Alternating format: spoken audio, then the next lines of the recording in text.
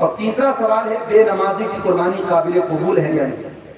ہم یہ تو نہیں کہہ سکتے کہ بے نمازی کی قربانی قبول نہیں ہوگی، لیکن ہاں یہ ضرور کہیں گے اسلام میں نماز کا درجہ زیادہ ہے قربانی کا۔ اس کے بعد قربانی اگر آپ نہیں کریں گے تو آپ کی جنت خطرے میں نہیں، لیکن نماز نہیں پڑھیں گے تو جنت خطرے میں۔ نماز یہ توحید کے بعد دوسری سب سے اہم چیز ہے۔ اور آج افسوس کی بات ہے کہ مسلمان قربانی کے لیے تو بہت شوق اور جذبہ دکھاتا ہے، نماز سے دور ہے۔ اس لیے ہمارے جو بھائی نماز نہیں پڑھتے، نماز کیا بالکل بے نمازی ہیں یا نماز کے معاملے میں کوتاہی اور لاپرواہی کرتے ہیں، بڑے ادب سے کہوں گا کہ بھائیو، قربانی سے بڑی چیز نماز ہے، اور نماز بھی قربانی چاہتی ہے، آرام قربان کرنا پڑے گا، ٹائم قربان کرنا پڑے گا۔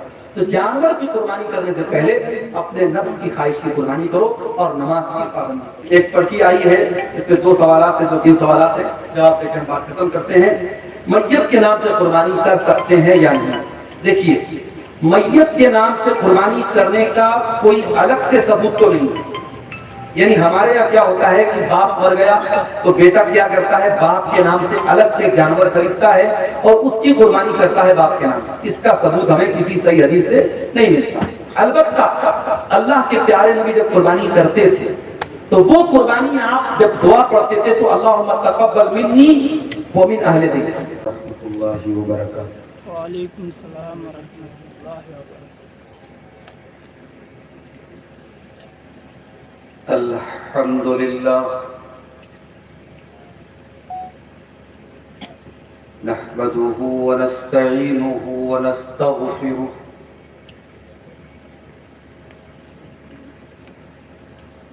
ونعوذ بالله من شرور أنفسنا ومن سيئات أعمالنا من يهده الله فلا مضل له ومن يضلل فلا هادي له وأشهد أن لا إله إلا الله وحده لا شريك له وأشهد أن محمدا عبده ورسوله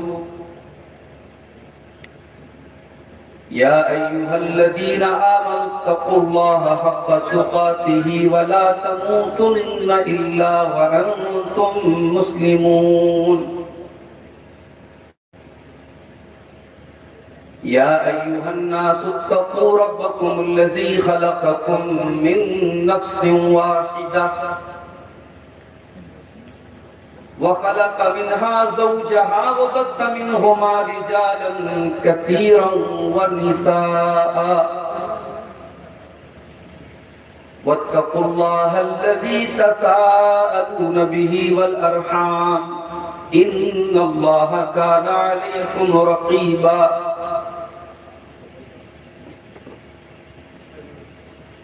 يا أيها الذين آمنوا اتقوا الله وقولوا قولا سديدا يصلح لكم أعمالكم ويغفر لكم ذنوبكم ومن يطع الله ورسوله فقد فاز فوزا عظيما أما بعد فإن خير الحديث كتاب الله وخير الهدي هدي محمد صلى الله عليه وسلم وشر الأمور محدثاتها وكل محدثة بدعة وكل بدعة ضلالة وكل ضلالة في النار أعوذ بالله من الشيطان الرجيم بسم الله الرحمن الرحيم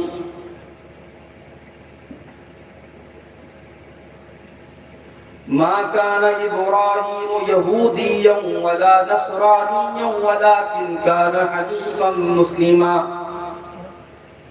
وما كان من المشركين وقال تعالى في مقام آخر إن إبراهيم كان أمة قانتا لله حنيفا ولم يكن من المشركين.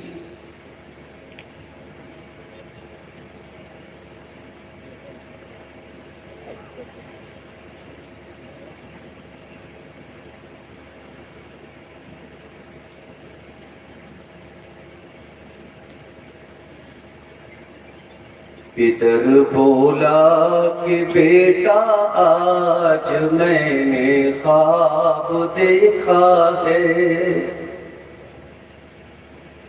پدر بولا کہ بیٹا آج میں نے خواب دیکھا ہے. کتاب زندگی کا ایک نرالا باب دیکھا ہے. یہ دیکھا ہے کہ میں خود آپ تجھ کو ذبح کرتا ہوں. خدا کے حکم سے تیرے لہو میں ہاتھ بھرتا ہوں. سعادت مند بیٹا جھک گیا فرمان باری پر. زمین و آسماں حیران تھے اس طاعت گزاری پر. رضا جوئی کی یہ صورت نظر آئی نہ تھی اب تک. یہ جرأت پیش تر انسان نے دکھلائی نہ تھی اب تک. عجب بشاش تھے دونوں رضائے رب عزت پر. تأمل یا تذبذب کچھ نہ تھا دونوں کی صورت پر. کہا فرزند نے اے باپ اسماعیل صابر ہے. خدا کے نام پر بندہ پے تعمیل حاضر ہے. مگر آنکھوں پہ اپنے آپ پٹی باندھ لیجیے گا. میرے ہاتھوں اور پیروں میں رسی باندھ لیجیے گا. مبادا آپ کو صورت پہ میری رحم آ جائے. مبادا میں تڑپ کر چھوٹ جاؤں ہاتھ تھرائے. پسر کی بات سن کر باپ نے تعریف فرمائی. یہ رسی اور پٹی باندھنی ان کو پسند آئی. ہوئے اب ہر طرح تیار دونوں باپ اور بیٹے. چھری اس نے سنبھالی تو یہ جھٹ قدموں پہ آ لیتے. پچھاڑا اور گھٹنا سینے معصوم پہ رکھا. چھری پتھر پہ رگڑی ہاتھ کو حلقوم پہ رکھا. زمین سہمی پڑی تھی آسماں ساکن تھا بیچارہ. نہ اس سے پیشتر دیکھا تھا یہ حیرت کا نظارہ.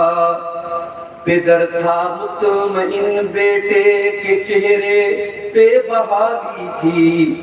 چھری حلقوم اسماعیل پہ چلنے ہی والی تھی.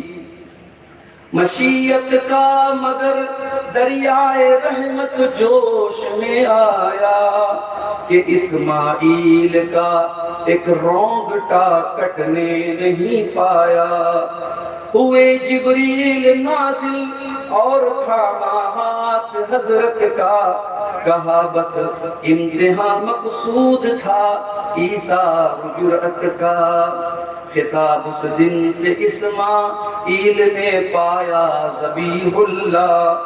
خدا نے آپ ان کے حق میں فرمایا ذبیح اللہ. صدر محترم، علماء کرام، محترم بزرگوں، نوجوان ساتھیوں، ماؤں اور بہنوں، پیارے بچوں،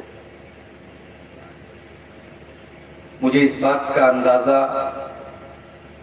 پوری طریقے سے ہے کہ آپ کے درمیان میں کافی دیر سے پہنچا ہوں، مگر کچھ تو مجبوریاں رہی ہوں گی، یوں کوئی بے وفا نہیں۔ بنارس سے تقریباً 3 بجے میں نکلا مغل سرائے سے، اور بنارس سے آپ کے اس سونا کوڑ کی دوری اگر آپ گوگل میپ بھی اٹھا کے دیکھیں تو 600 کلومیٹر سے زیادہ ہے۔ 600 کلومیٹر کا سفر، اور وہ بھی مسلسل بغیر رکے، بنارس سے پٹنہ ٹرین سے، پھر ٹرین سے اترتے ہی کار سے کر کے میں آپ کے بیچ میں پہنچا ہوں۔ تو میں سمجھتا ہوں کہ اگر آپ اس سفر کی نوعیت کو دیکھیں گے تو یہ میں بہت دیر سے نہیں پہنچا ہوں، بلکہ ہمارے ڈرائیور صاحب نے بہت محنت کر کے کم وقت میں پہنچایا ہے۔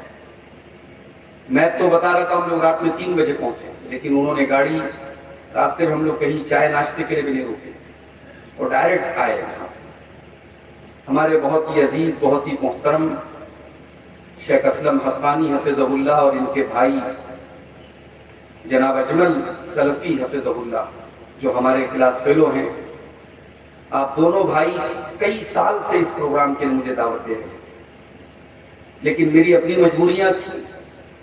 میرا بہت اچھا تعلق اس گاؤں سے بھی ہے، اور شیخ اسلم کے والد محترم اللہ تعالیٰ مغفرت فرمائے، ہم سب کے انتہائی محترم اور بزرگ مفتی عبدالعزیز حقانی رحمہ اللہ، جو مجھے باپ کی طرح عزیز تھے اور مجھے بیٹے کی طرح عزیز رکھتے تھے، ان کے خاندان اور ان کے بیٹوں نے یہ محفل سجائی ہے اور ایک ادارہ اس گاؤں میں قائم کیا ہے، اور الحمدللہ 250 کے قریب طلبہ اور طالبات، جیسا کہ مجھے بتایا گیا، اس ادارے میں تعلیم حاصل کرتے ہیں۔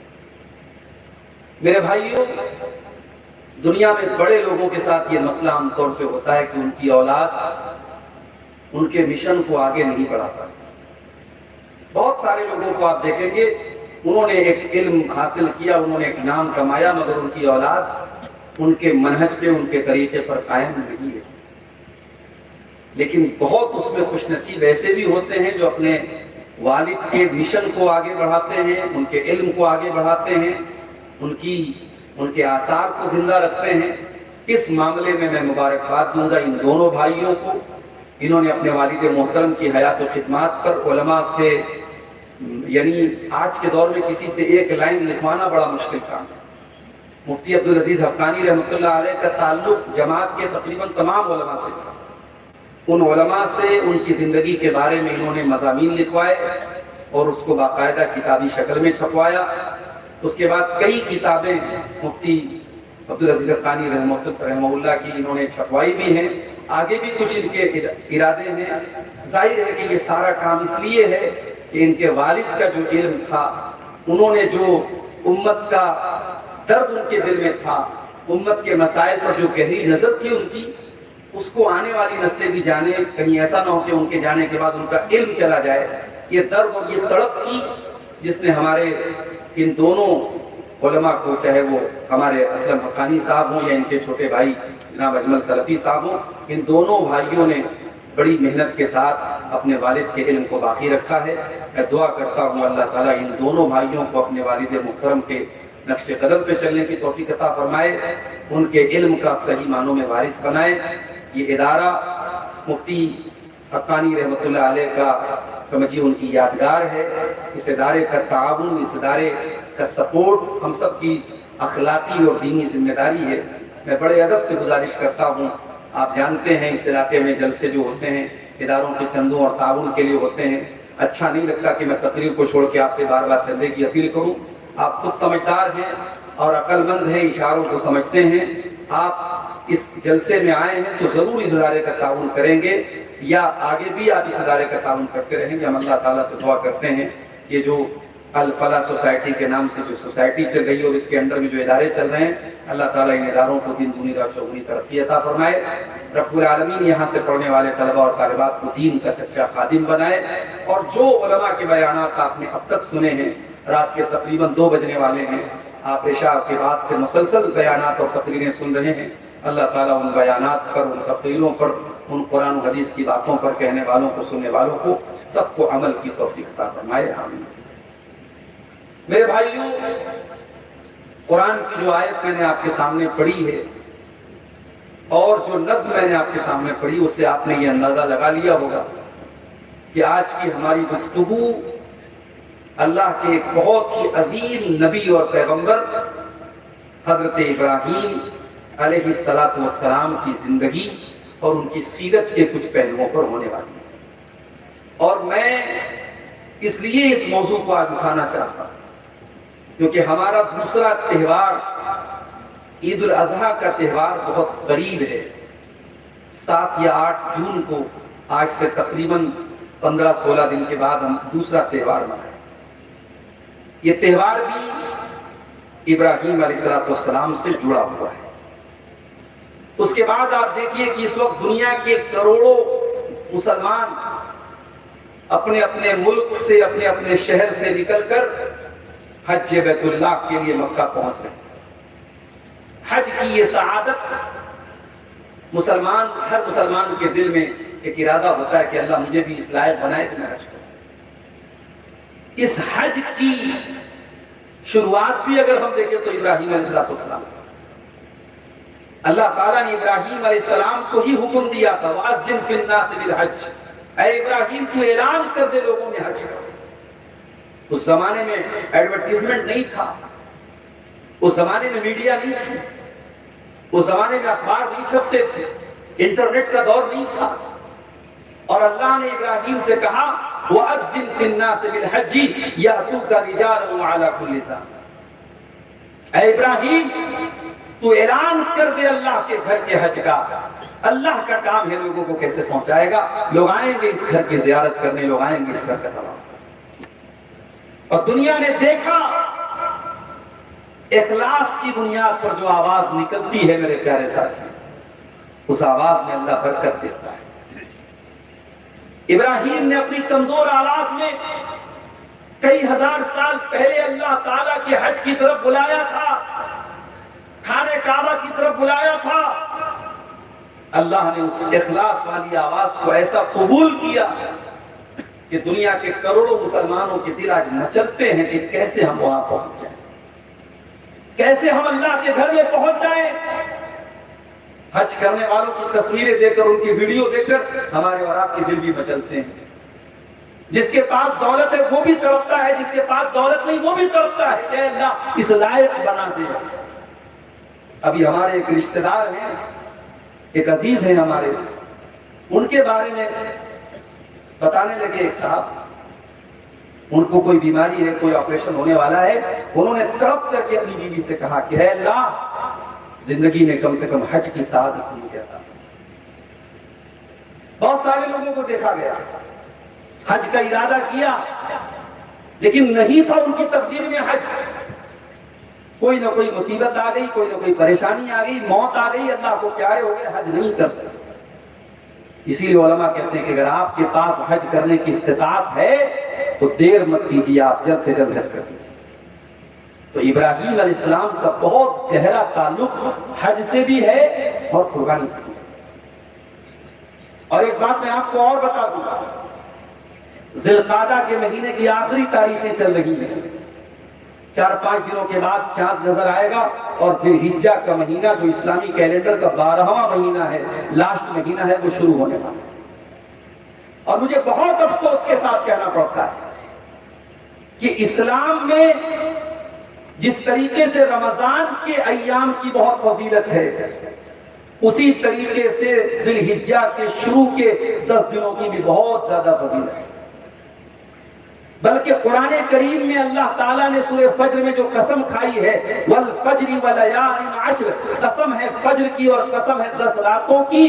علماء کی ایک بڑی جماعت نے لکھا ہے، صحابہ نے کہا ہے کہ 10 راتوں سے مراد ذی الحجہ کی 10 راتیں، اور اللہ کے نبی تو یہاں تک فرماتے ہیں مَا مِنْ أَيَّامٍ الْعَمَلُ الصَّالِحُ فِيهِنَّ أَحَبُّ إِلَى اللَّهِ مِنْ هَٰذِهِ الْأَيَّامِ، ان 10 دنوں میں کی جانے والی نیکی اللہ تعالیٰ کو اتنی زیادہ پسند ہے، اتنی زیادہ کسی اور نیکی کا مقام اللہ کیا نہیں ذی الحجہ کی 1 تاریخ سے لے کر کے 10 تاریخ تک جو نیکی کی جائے، اللہ تعالیٰ کو وہ نیکی اتنی زیادہ محبوب ہے کہ اس سے زیادہ محبوب کوئی دوسری نیکی نہیں ہے۔ صحابہ نے پوچھا ہے اللہ کے نبی وَلَلْ جِہَادُ فِي سَبِيلِ اللَّهِ، کیا اللہ کی راہ میں جہاد سے بھی بڑھ کے ثواب ہے ان 10 دنوں کی نیکی کا؟ آپ نے فرمایا وَلَلْ جِہَادُ فِي سَبِيلِ اللَّهِ، ہاں اللہ کی راہ میں جہاد سے بھی بڑا ثواب ان 10 دنوں کی نیکی کا ہے۔ إِلَّا رَجُلٌ خَرَجَ بِنَفْسِهِ وَمَالِهِ، ہاں اس انسان کا معاملہ الگ ہے جو اللہ کی راہ میں نکلا تھا جان کے ساتھ اور مال کے ساتھ اور شہید ہو کر کے لوٹا، مال بھی اللہ کی راہ میں قربان اور جان بھی اللہ کی راہ میں قربان، اس کا ثواب زیادہ ہے، ورنہ ہر نیکی سے بڑا ثواب ان 10 دنوں کی نیکی کا ہے۔ میرے بھائیوں، یہ 10 دن اتنے قیمتی ہیں، افسوس کے ساتھ کہنا پڑتا ہے ان 10 دنوں کو ہمارا ایک بڑا طبقہ، ہماری اکثریت یوں ہی گزار دیتی ہے۔ بہت کرتے ہم قربانی کے جانوروں کو خریدنے میں اور ان کی دیکھ بھال کرنے میں اور ان کی نگرانی کرنے میں گزارتے ہیں، ان 10 دنوں کا کوئی اہتمام نہیں ہوتا۔ میرے بھائیوں، جس طریقے سے آپ رمضان کے آخری عشرے کی 10 راتوں میں عبادت کرتے ہیں، راتوں میں جاگتے ہیں، قرآن پڑھتے ہیں، اعتکاف کرتے ہیں، 10 دنوں کی قدر کرتے ہیں، اسی طریقے سے میرے بھائیوں ذی الحجہ کی ان 10 دنوں کی بھی قدر کیجئے۔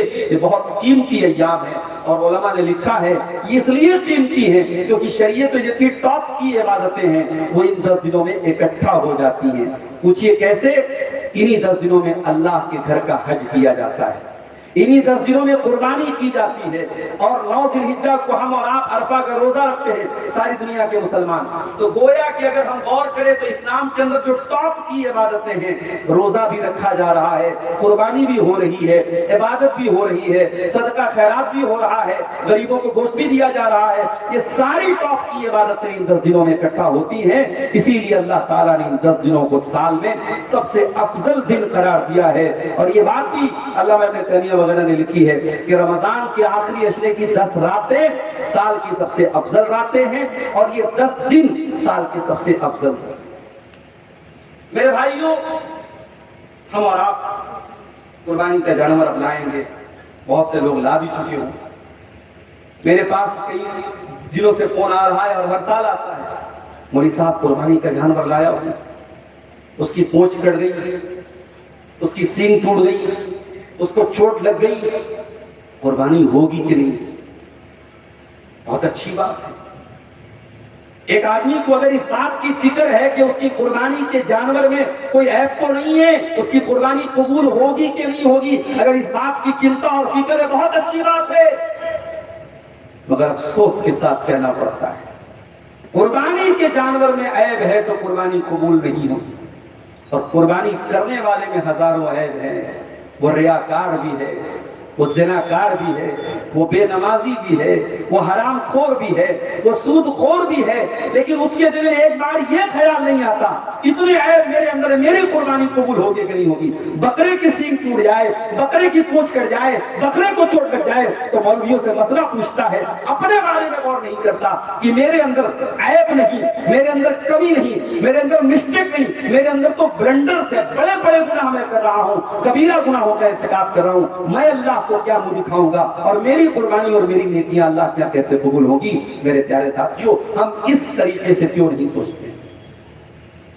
یہ قربانی اس نبی کی یادگار ہے میرے ساتھ، اس نبی کا قرآن میں اللہ نے جہاں ذکر کیا ہے، کبھی غور کیجئے گا، قرآن میں ابراہیم علیہ السلام کا جہاں پر بھی نام آیا ہے، اللہ نے آگے پیچھے ایک بات ضرور کہی ہے کہ ابراہیم مسلمان تھا۔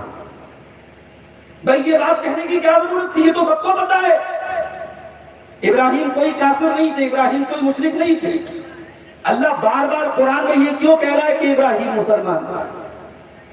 ما کان ابراہیم یہودیا ولا نصرانیا، ابراہیم یہودی نہیں تھے، ابراہیم عیسائی نہیں تھے، ولیکن کان حنیفا مسلما، ابراہیم اللہ کے سچے پکے مسلمان بندے تھے، وما کان من المشرکین، ابراہیم مشرکوں میں سے نہیں تھے۔ اے اللہ، یہ تو ہم نہیں جانتے کہ ابراہیم مسلمان تھے، یہ بار بار تو قرآن میں کیوں بتا رہا ہے؟ میرے پیارے ساتھیوں، اسکول میں ٹیچر پڑھاتا ہے، یہ دو طریقے ہوتے ہیں، ایک تھیوری ہے، ایک پریکٹیکل ہوتا ہے۔ ٹیچر کتاب میں دیکھ کے پڑھا دیتا ہے، یہ تھیوری ہوتی ہے، اور ٹیچر پریکٹیکل کر کے دکھاتا ہے، بچوں ایسے کرنا۔ جب پریکٹیکل کر کے دکھاتا ہے تو اس کا زیادہ اثر پڑتا ہے لوگوں کے دل و دماغ میں۔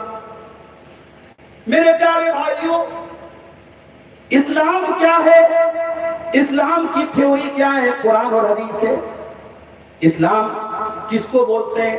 یہ آپ کو دیکھنا ہے تو قرآن دیکھ لو، یا آپ کو دیکھنا ہے تو حدیث دیکھ لو۔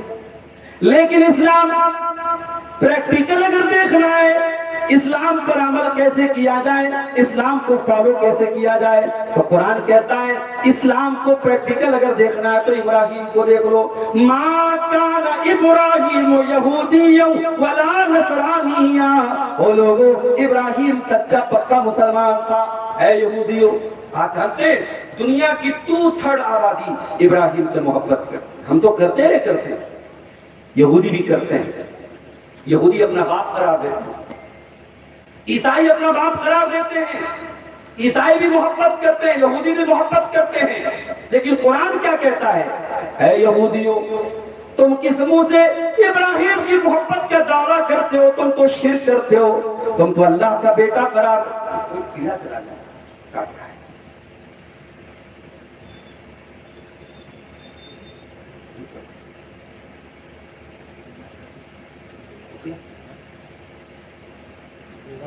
کہاں سے لگ رہا ہے تھوڑا سے گھس جائے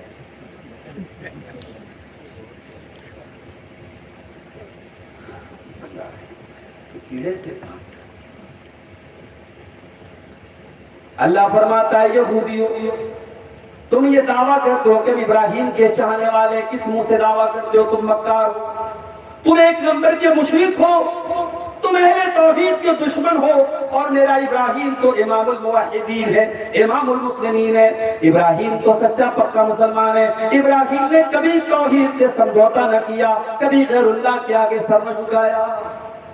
اے عیسائیوں، تم عیسیٰ علیہ السلام کو سنا بور بولتے ہو، اللہ کا بیٹا کہتے ہو، اور تم کہتے ہو کہ ہم ابراہیم سے محبت کرتے ہیں۔ ما کان ابراہیم یہودیا ولا نصرانیا ولکن کان حنیفا مسلما، میرا ابراہیم تو سچا پکا مسلمان تھا، وہ تو نہ تو یہودی تھا نہ تو عیسائی تھا، ابراہیم مشرک نہیں تھا۔ اور اس کے بعد فرمایا کہ اے لوگوں، کان کھول کر کے سن لو، ابراہیم سے سب سے گہرا تعلق اگر کسی کا ہے، للذین اتبعوہ وہذا النبی والذین آمنوا، فرمایا ان اولی الناس بابراہیم، ابراہیم سے سب سے قریبی اگر تعلق کسی کا ہے تو ان لوگوں کا ہے جو ابراہیم کو فالو کرتے تھے، جو ابراہیم کے طریقے پر چلتے تھے، اور اس آخری نبی جناب محمد رسول اللہ صلی اللہ علیہ وسلم کا ہے، اور مسلمانوں کا ہے۔ اے یہودیوں، تمہیں شرم آنی چاہیے، تمہیں کوئی حق نہیں پہنچتا ان سے اپنا تعلق جوڑنے۔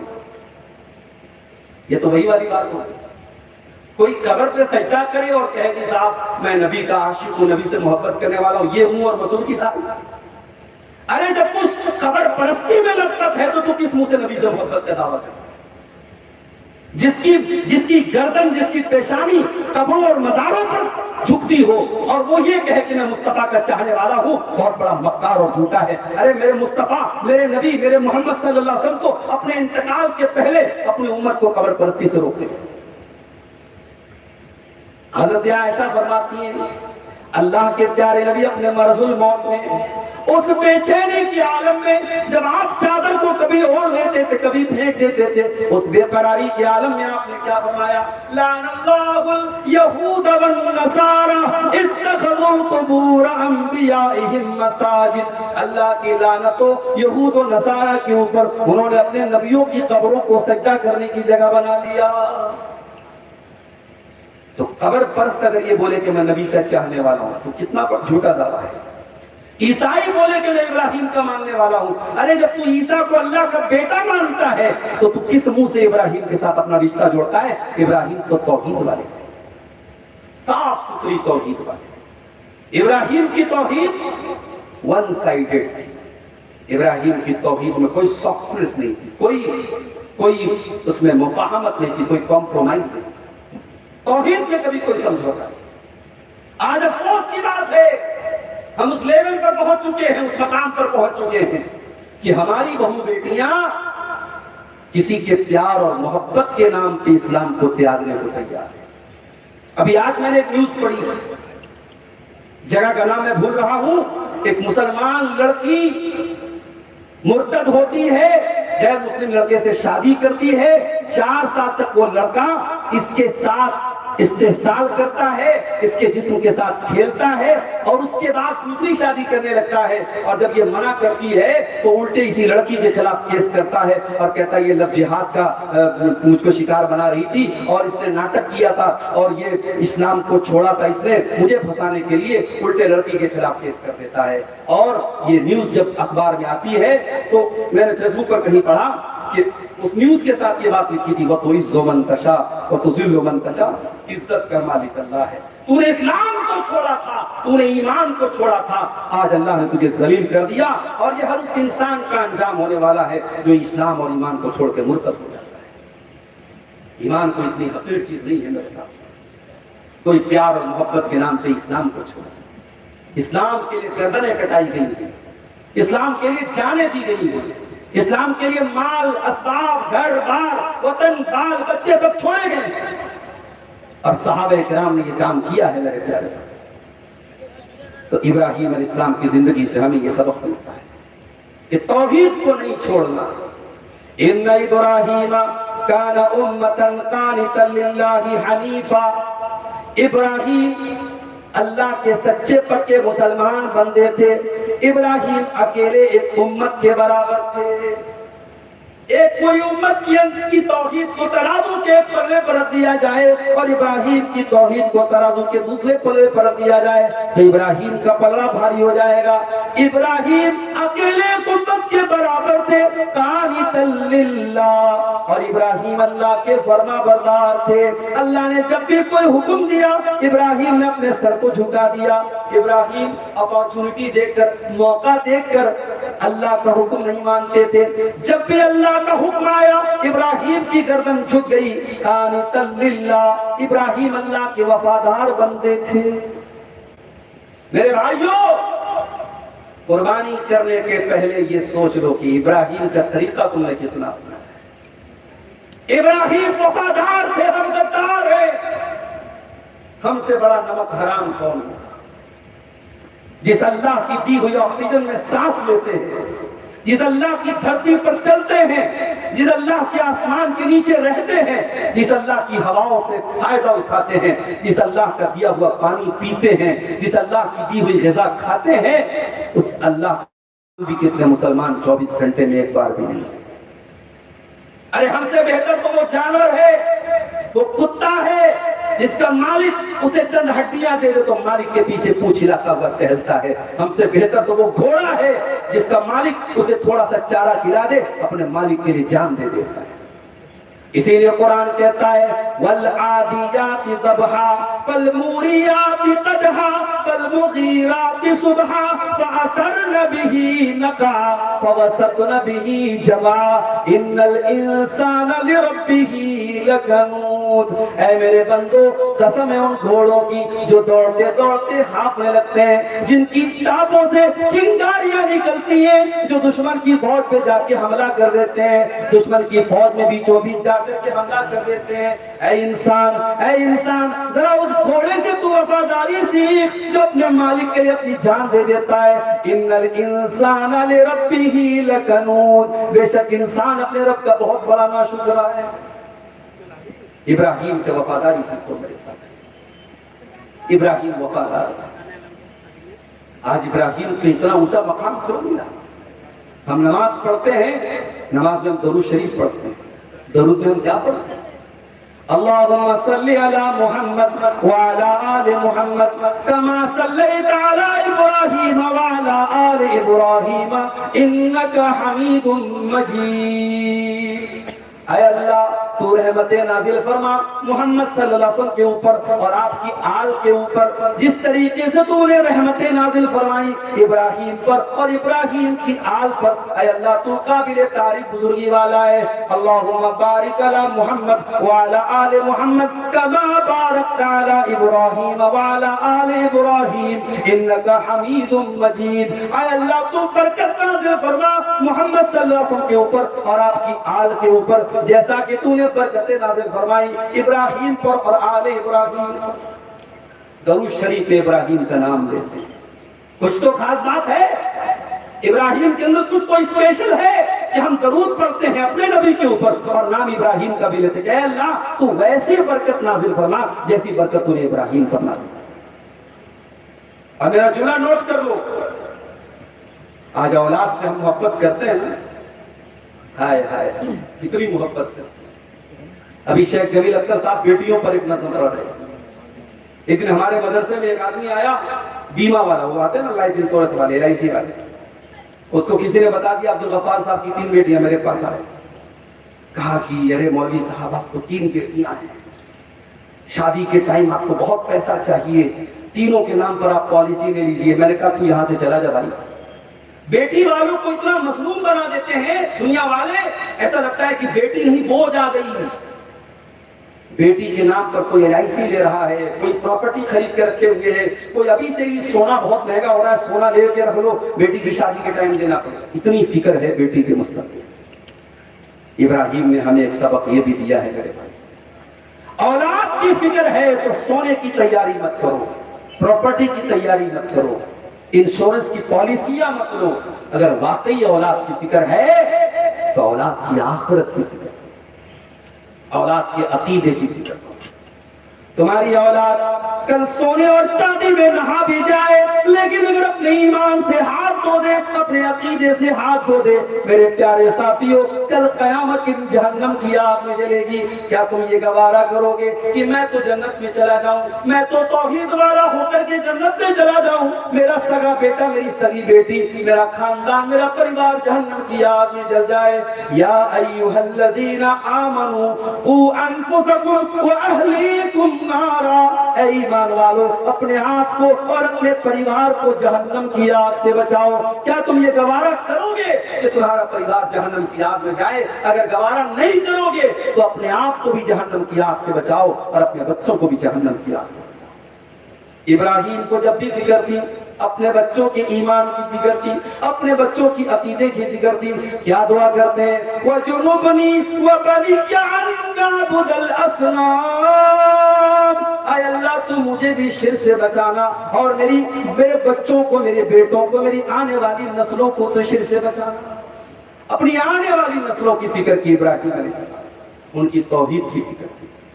سونا کوڑ والوں اور آس پاس کے آئے ہوئے میرے بھائیوں، میری بہنوں، آپ نہیں جانتے 20 سال بعد حالات کیا ہوں گے۔ اہل حدیث بستیوں میں تعزیہ اٹھتے ہوئے میں نے اپنی آنکھوں سے دیکھا۔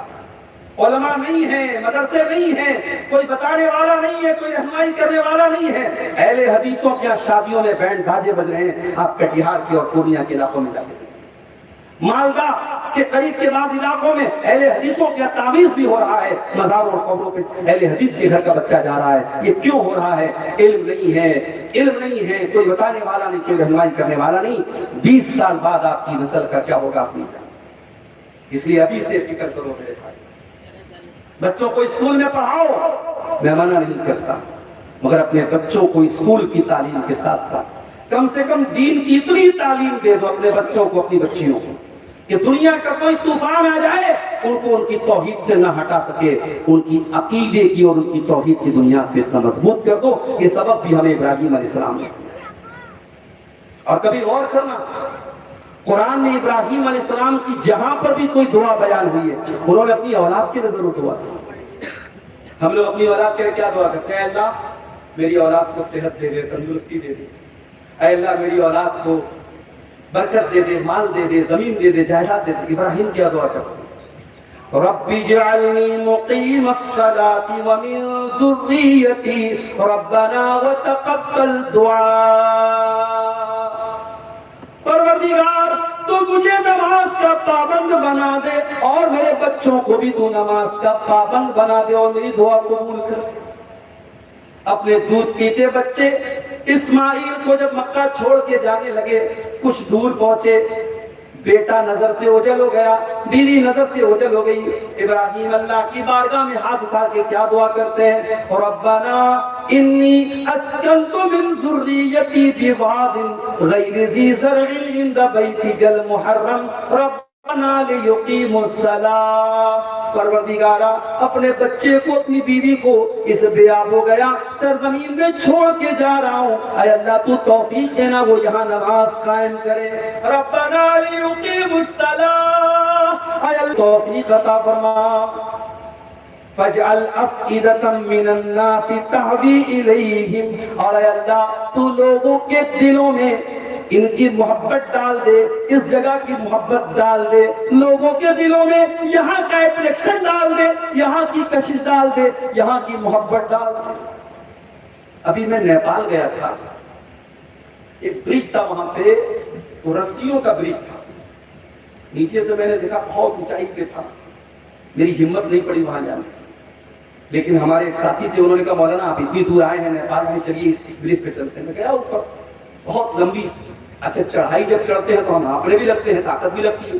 کافی چڑھائی چڑھنے کے بعد جب ہم لوگ اوپر پہنچے تو ہمارے جو ساتھی تھے انہوں نے بتایا کہ غار حرا کی جو اونچائی ہے وہ اس سے بھی زیادہ ہے، غار حرا کی اونچائی اس سے بھی زیادہ ہے۔ اور آج بھی آپ جب حج کرنے یا عمرہ کرنے جائیے، آپ دیکھیے کہ غار حرا پہ چڑھنے والے 20 سال کے نوجوان بھی آپ کو ملیں گے اور 60 سال کے بوڑھے بھی۔ اللہ نے عجیب محبت تھا، اس جگہ کی محبت۔ آپ سونا کوڑ کے ایک علاقے میں، ہندوستان کے ایک اسٹیٹ جھارکھنڈ کے ایک علاقے سونا کوڑ میں، پہاڑوں کے بیچ میں آپ رہتے ہیں۔ مکہ آپ یہاں سے ہزاروں کلومیٹر دور، عمرہ کرنا ہے 1 لاکھ روپیہ کم سے کم چاہیے، حج کرنا ہے 4 لاکھ روپیہ۔ ایک مڈل کلاس آدمی، ایک عام آدمی، ایک غریب آدمی، اس کے لیے 1 لاکھ بھی بہت بڑی رقم ہے، لیکن اس کا دل بھی مچلتا ہے کہ کہیں سے میرے پاس 1 لاکھ روپیہ آ جائے میں عمرہ کروں، کہیں سے میرے پاس اللہ اتنی طاقت دے دے میں حج کر لوں۔ یہ ابراہیم کی دعا کی برکت ہے میرے پیارے۔ فَجَعَلْ أَفْئِدَةً مِّنَ النَّاسِ تَهْوِي إِلَيْهِمْ، اے اللہ تو لوگوں کے دلوں میں اس جگہ کی محبت ڈال دے۔ وَارْزُقْهُم مِّنَ الثَّمَرَاتِ، اور اے اللہ تو پھلوں کی روزی ان کو عطا فرما۔ اے ابراہیم تم کیسی دعا کر رہے ہو، تم مکہ میں اپنے بچے کو چھوڑ کے آئے، مکہ میں اناج کا کوئی دانہ موجود نہیں، پھل کہاں سے آئے گا، فروٹ کہاں سے آئے گا؟ لیکن میرے پیارے بھائیوں، مانگنے کا سلیقہ اگر آتا ہو تو اللہ سے وہ بھی مانگا جا سکتا ہے جو دنیا میں عام طور سے ملتا نہیں ہے۔ ارے ہمارے لیے امپاسبل ہے، اللہ کے لیے کچھ بھی امپاسبل نہیں ہے، اللہ کے لیے کچھ بھی ناممکن نہیں ہے۔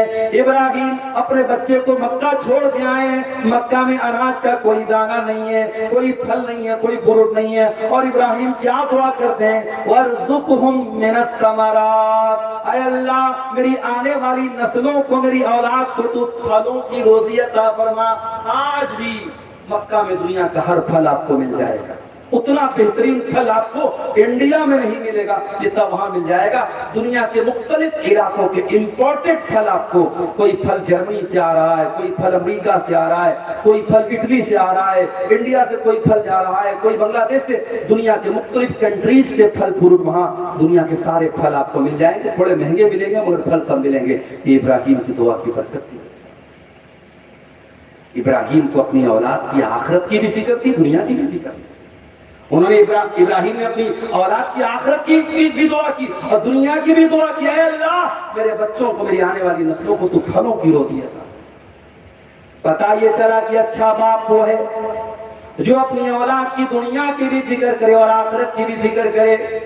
اگر بچوں کے لیے زمین بنایا، جائیداد بنایا تو حرام کمائی کی نہ بنائے، حرام کمائی کی جائیداد بنا کے چلا جائے گا، خود تو قبر میں چلا جائے گا۔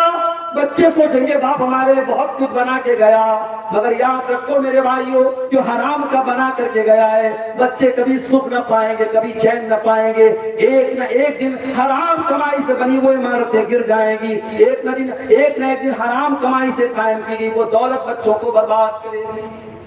اپنے بچوں کو دنیا اور آخرت دونوں کی اگر بھلائی چاہتے ہو میرے ساتھیوں، تو اپنی اولاد کو حرام کمائی کبھی مت کھلانا، اپنے بچوں کے لیے حرام کی پراپرٹی اور حرام کی زمین جائیداد کبھی مت۔ ابراہیم نے سبق ہم کو یہ بھی دیا، اللہ کے اگر اونچا مقام و مرتبہ پانا ہے تو قربانی دینی پڑے گی۔ دنیا میں کوئی بھی اونچا مقام حاصل کرنے کے لیے قربانی دینی پڑتی ہے۔ میڈیکل کا ایگزام ہوتا ہے، نیٹ کا ایگزام، آپ جا کے کلکتہ میں دیکھ لیجئے، رانچی میں دیکھ لیجئے، بھاگلپور میں، پٹنہ میں جا کے دیکھ لیجئے، جو بچے جو لڑکے لڑکیاں میڈیکل کی تیاری کرتے ہیں ان کے بال بکھرے رہتے ہیں، کپڑوں کا آتا پتہ نہیں ہے، رات تو دن تیاری کرتے ہیں، اور جب ایگزام دے کر کے آتے ہیں ایسا لگتا ہے کہ بہت بڑی جنگ جیت کر کے آئے ہیں۔ اور اگر اللہ تعالیٰ کامیاب کر دیتا ہے اس نیٹ کے ایگزام میں، ان کے چہرے کی خوشی دیکھنے کے قابل ہوتی ہے، کیونکہ یہ خوشی انہوں نے راتوں کی نیندیں قربان کر کے حاصل کی ہے۔ میرے پیارے بھائیوں، دنیا میں اونچا مقام پانا ہے تو قربانی دینی پڑتی ہے، دولت کمانا ہے تو قربانی دینی پڑتی ہے، سکھ اور چین کی زندگی حاصل کرنا ہے تو قربانی دینی پڑتی ہے۔ میرے پیارے بھائیوں، جنت تو دنیا کی سب سے قیمتی چیز ہے، جنت اتنی آسانی سے تو نہیں مل پائے گی، من مانی زندگی گزار کر کے جنت تو نہیں مل پائے گی۔ جو من میں آئے، جو دل میں آئے وہ کام کرتے رہو اور یہ سوچو کہ جنت مل جائے گی، میرے بھائیو یہ پاسبل نہیں ہے۔ اللہ کے نبی فرماتے ہیں حفت الجنت بالمکارہ، اللہ تعالیٰ نے جنت کو گھیر دیا ہے ناپسندیدہ چیزوں سے۔ ایسے کام آپ کو کرنے پڑیں گے جو دل کو گوارا نہیں ہے، جو نفس کو گوارا نہیں ہے۔ رات کو آپ 2 بجے سوئیں، 3 بجے سوئیں، لیکن فجر کی اذان ہوتی ہے، حی علی الصلاۃ کی آواز آتی ہے، الصلاۃ خیر من النوم کی آواز آتی ہے۔ اب اگر جنت چاہیے تو بستر چھوڑنا پڑے گا، سردی کا موسم ہے، ٹھنڈا ٹھنڈا پانی ہے، وضو کر کے آپ کو مسجد میں جانا ہے۔ نفس کہتا ہے، دل کہتا ہے آرام سے گدے میں رضائی پہ لیٹا ہے، سوتا رہے، آرام کرتا ہے، مگر اللہ کہتا ہے ان الصلاۃ کانت علی المؤمنین کتابا موقوتا۔ میرے بندے، فجر کی نماز کا ٹائم ہو چکا ہے، سردی ہے تو کیا ہو گیا، گرمی ہے تو کیا ہو گیا، بارش ہو گئی تو کیا ہو گیا، تجھے نماز اپنے ٹائم پر پڑھنی ہے۔ میرے پیارے بھائیوں، جنت کو پانا ہے تو بہت سارے ایسے کام کرنے پڑیں گے جو نفس کو گوارا نہیں ہوتے۔ میرے نوجوان ساتھیوں، آپ سے بھی ایک بات کہنا چاہوں گا، میں جانتا ہوں فتنوں کا دور ہے، بے حیائی کا دور ہے، حرام رشتے بہت تیزی سے بن رہے ہیں، زناکاری بہت تیزی سے پنپ رہی ہے، زناکاری اور بدکاری بہت تیزی سے پنپ رہی ہے۔ اپنے بھائیوں سے بھی کہنا چاہوں گا، اپنی بہنوں سے بھی کہنا چاہوں گا، بہت مشکل ہے اپنے نفس کو کنٹرول کرنا۔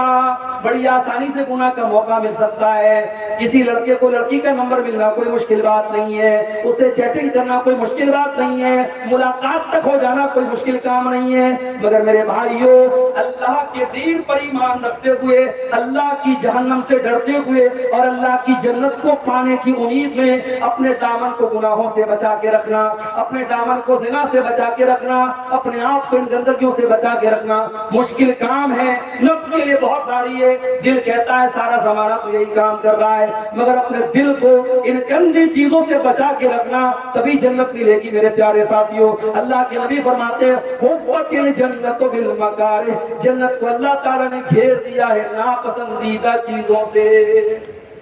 میری پیاری بہنوں، جس دور میں انسٹاگرام پر لڑکیاں بدن دکھا رہی ہوں، سارے جسم کی نمائش ہو رہی ہو، آدھی ننگی ہو کر کے لڑکیاں گھومتی ہو، اس دور میں سر سے پیر تک نقاب میں پہن کر نکلنے والی لڑکیوں پر تانے بھی کسے جائیں گے، برا بھلا بھی کہا جائے گا، کبھی کوئی بدتمیزی بھی کرے گا، مگر یہ ساری تکلیفیں برداشت کر لینا، یہ سوچ کر کہ دنیا میں اگر ایک لڑکی سورج کی تپش سے بچنے کے لیے اپنے سر کو ڈھانپ سکتی ہے، اگر ایک غیر مسلم لڑکی بھی گرمی کے موسم میں جب باہر نکلتی ہے تو اسکارف لگا کر کے نکلتی ہے کہ سورج کی کرنوں سے کہیں میری اسکن خراب نہ ہو جائے، کہیں میرا چمڑا خراب نہ ہو جائے، کہیں میری باڈی خراب نہ ہو جائے۔ میری پیاری بہنوں، اگر سورج کی گرمی سے بچنے کے لیے تو اسکارف پہن سکتی ہے، تو دوپٹہ اوڑھ سکتی ہے, تو گھر سے اپنے آپ کو ڈھانپ کر کے نکل سکتی ہے, میری بہن تو جہنم کے عذاب سے بچنے کے لیے نقاب کیوں نہیں پہن سکتی ہے؟ جب دنیا کی طاقتیں تجھ کو بے پردہ کرنا چاہیں, تجھ کو بے نقاب کرنا چاہیں,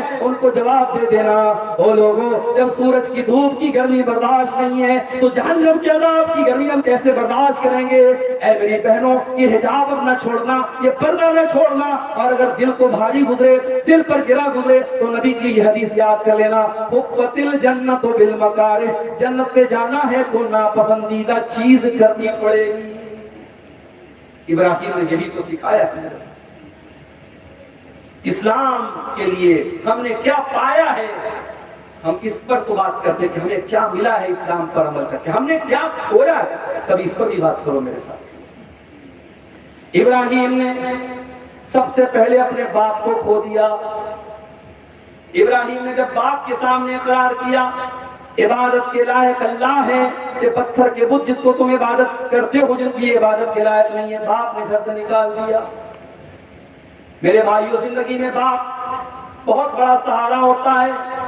آج آپ پیسہ کمانے لگے, آج آپ بزنس کرنے لگے, کبھی یاد کرنا کتنے بڑے ہو چکے تھے تم, کتنی عمر ہو چکی تھی, اسکول میں جاتے تھے, کالج میں جاتے تھے, گھر آتے تھے, کھانا کھاتے تھے, کبھی ٹی وی میں لگے رہتے تھے, کبھی موبائل میں لگے رہتے تھے. گھر میں آٹا آیا کہ نہیں آیا, چاول آیا کہ نہیں آیا, نمک آیا کہ نہیں آیا, گوشت آیا کہ نہیں آیا, گھر کیسے چلتا ہے, کبھی یہ چنتا آپ کو نہیں کرنی پڑی. آپ کے باپ نے یہ ساری چنتا اپنے کندھے پر ڈال دی. او باپ کی ناقدری کرنے والوں اور باپ کے ساتھ بدتمیزی کرنے والوں, تم نے سمجھا ہی نہیں کہ باپ کی ہستی کا نام ہے. ارے باپ اس ہستی کا نام ہے جو آپ کی ٹینشن کو اپنے کندھے پہ لے کے گھومتا ہے. آپ جوان ہو چکے ہیں, آپ کو کام دھندا کرنا چاہیے, آپ کو محنت کرنا چاہیے, مگر آپ کا باپ کبھی پڑھائی کے نام پہ کبھی آپ کو آزادی دے دیتا ہے, کبھی آپ کو چھوٹ دے دیتا ہے, اور سارے گھر کو باپ اپنے کندھے پر چلاتا ہے. ماں کی قربانی تو سب کو یاد آتی ہے. ماں 9 مہینے پیٹ میں رکھتی ہے, بہت اچھی بات. ماں خونے جگر پلاتی ہے بچے کو, بہت اچھی بات. مگر ماں 9 مہینے اگر دودھ رکھتی ہے, دودھ پلاتی ہے, تو ماں کا خیال کون رکھتا ہے؟ وہ باپ ہوتا ہے. اگر ماں بچے کو جنم دیتی ہے تو بچے کی انگلی پکڑ کے زندگی گزارنے کا سلیقہ اس کا باپ سکھاتا ہے. اس لیے کبھی باپ کی بے ادبی مت کرنا میرے بھائیوں. باپ آپ کا غلط ہو سکتا ہے, باپ کے فیصلے غلط ہو سکتے ہیں, باپ آپ کے ساتھ ناانصافی کر دے یہ بھی ہو سکتا ہے, مگر باپ کو کبھی اس کی بے احترامی مت کرنا, اس کے ساتھ بدتمیزی مت کرنا. باپ اگر غلط بھی کر دے اس کا معاملہ اللہ کے حوالے کر دینا. ابراہیم کی زندگی سے ہمیں یہ سبق ملتا ہے. ذرا قرآن کا 16واں پارہ اٹھاؤ. سورہ مریم میں اللہ فرماتا ہے وَاذْكُرْ فِي الْكِتَابِ إِبْرَاهِيمَ إِنَّهُ كَانَ صِدِّيقًا نَبِيًّا. یاد کرو میرے بندے ابراہیم کو جو اللہ کا سچا نبی تھا. إِذْ قَالَ لِأَبِيهِ يَا أَبَتِ لِمَ تَعْبُدُ مَا لَا يَسْمَعُ وَلَا يُبْصِرُ وَلَا يُغْنِي عَنْكَ شَيْئًا. ابراہیم اپنے باپ کو توحید سمجھا رہے ہیں. او اہل حدیثوں, تمہیں بھی آج توحید سمجھانی ہے. بہت بڑی ذمہ داری ہے اہل حدیثوں تمہاری ہے. معاف کرنا کی ذمہ داری بھی تم بھول چکے ہو. یہ جلسے, یہ پروگرام بھی میں سمجھتا ہوں اب انٹرٹینمنٹ کا ذریعہ بنتے چلے جا رہے ہیں. اتنی دور دور سے علماء اگر آتے ہیں اور 12 بجے کے بعد آدھی سے زیادہ پبلک چلی جائے, اس کا مطلب کہ آپ کو تقریریں نہیں سننا, آپ کو انٹرٹینمنٹ اور منورنجن کرنا ہے. او اہل حدیثوں, تمہارا کام تو اس دنیا کو روشنی دینا ہے. قبروں پر سر جھکانے والے بہت ملیں گے, انہیں توحید کا راستہ بتانا ہے. نبی کی شان میں غلو کرنے والے بہت ملیں گے, انہیں نبی کا صحیح مقام بتانا ہے. صحابہ کو برا بھلا کہنے والے بہت ملیں گے, انہیں صحابہ کی عظمت بتانا ہے. اہل بیت کی محبت کے نام پہ غلط کام کرنے والے بہت ملیں گے, انہیں اہل بیت کا صحیح مقام بتانا ہے. اے اہل حدیثوں, اپنی ذمہ داری کو سمجھ لو, اپنے مقام کو سمجھ لو, اپنے مقام کو سمجھ لو. توحید کو تمہیں دنیا کو پڑھانا ہے, توحید کا پاٹ. اور جب توحید کا یہ پاٹ پڑھاؤ تو تمہاری زبان کیسی ہونی چاہیے, تمہارا لہجہ کیسا ہونا چاہیے. آؤ ذرا ابراہیم سے سیکھو. باپ مشرک ہے, باپ پتھر کے بتوں کا پجاری ہے, اور ابراہیم اپنے باپ کو توحید سمجھا رہے ہیں. ہائے ہائے کتنا پیارا انداز ہے. آج تو ہم لوگ بعض لوگ کیا کرتے ہیں, آپریشن کرتے ہیں.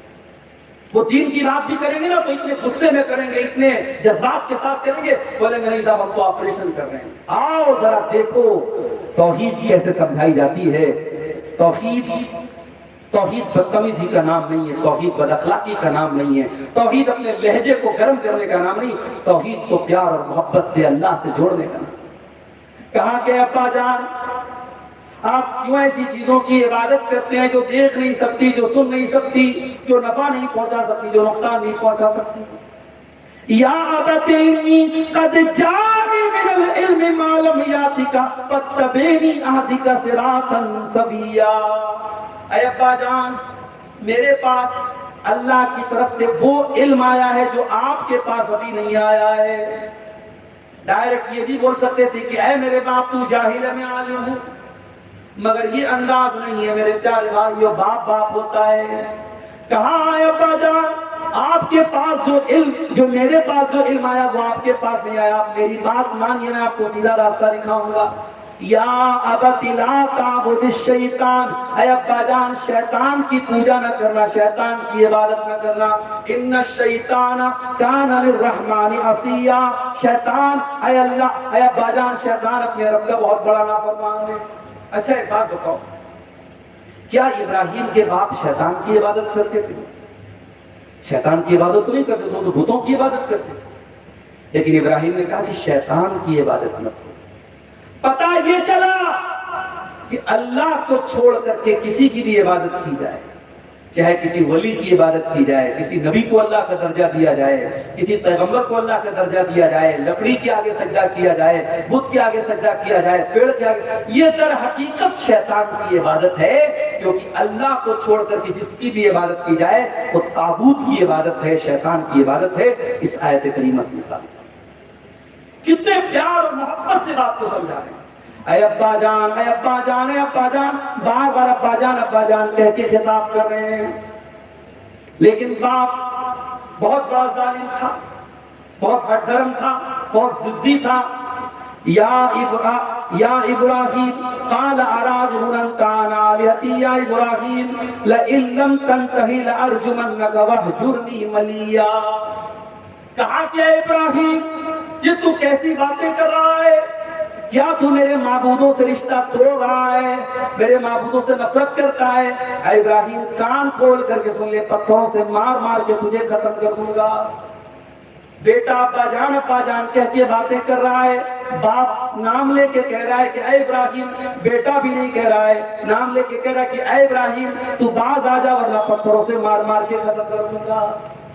آسان نہیں تھا میرے بھائیوں، آسان نہیں تھا اپنے باپ کو چھوڑ کے چلے جانا، مگر ابراہیم نے کلیجے پر پتھر رکھ کے کہا قال سلام علیک۔ اے ابا جان اگر بات یہیں پر آ گئی ہے کہ آپ مجھ کو توحید سے ہٹنے کو بول رہے ہیں، میں توحید سے تو نہیں ہٹ سکتا، ہاں آپ کا گھر چھوڑ کے جانے کو تیار ہوں۔ اے ابا جان میں آپ پر سلام کر کے آگے بڑھ رہا ہوں، سأستغفر لک ربی۔ اے ابا جان میں آپ کے لیے اللہ تعالیٰ سے مغفرت کی دعا کروں گا، انہ کان بی حفیہ، میرا پروردگار میرے اوپر بہت مہربان ہے، بہت رحم کرنے والا ہے، میں اللہ سے دعا کروں گا اللہ آپ کو معاف کر دے، آپ کو بخش دے۔ یہ ہوتا ہے سمجھانے کا انداز، اور یہ ہوتا ہے ایک بیٹے کا کردار۔ جب باپ کو کوئی بات سمجھانی ہو اور باپ غلط ہو اور بیٹا صحیح ہو تو بیٹا باپ سے بات کیسے کرے، یہ ہمیں ابراہیم نے سکھایا۔ باپ نے نکال دیا گھر سے، یا یہ کہہ لیجیے کہ ابراہیم نے گھر چھوڑ دیا۔ اب ذرا اور آگے بڑھو نوجوانوں، آپ کی توجہ چاہوں گا۔ ابراہیم اپنی قوم کے سامنے آتے ہیں، توحید کی دعوت دیتے ہیں اور کہتے ہیں کہ یہ جو تمہارے پتھر کے بت ہیں، لَأَكِيدَنَّ أَصْنَامَكُمْ، ان پتھر کے بتوں کے ساتھ میں بہت برا سلوک کرنے والا ہوں۔ قوم کے سامنے کھلے عام دھمکی دیتے ہیں کہ میں تمہارے معبودوں کی درگت بنانے والا ہوں۔ اور ایک دن ایسا آتا ہے قوم کے سارے لوگ ایک تہوار منانے، میلہ منانے نکل جاتے ہیں، اور ابراہیم کو بھی ساتھ میں لے کے جانا چاہتے ہیں۔ ابراہیم سے پوچھتے ہیں کہ تم بھی ہمارے ساتھ چلو، ابراہیم کہتے ہیں نہیں میں بیمار ہوں۔ حالانکہ وہ بیمار نہیں تھے، لیکن بہانہ کر دیتے کہ میں بیمار ہوں، اور جھوٹ بھی نہیں ہے، کیونکہ دل میں یہ مراد دے رہے ہیں کہ میں تمہارے شرک کو دیکھ کر کے دل سے بیمار ہوں، میں دلی طور پہ بیمار ہوں، دلی طور پہ میں غمگین ہوں۔ قوم کے لوگ میلے میں چلے گئے، ابراہیم کلہاڑی ہاتھ میں لیتے ہیں، ہتھوڑا ہاتھ میں لیتے ہیں اور اپنی قوم کے عبادت خانے میں داخل ہوتے ہیں۔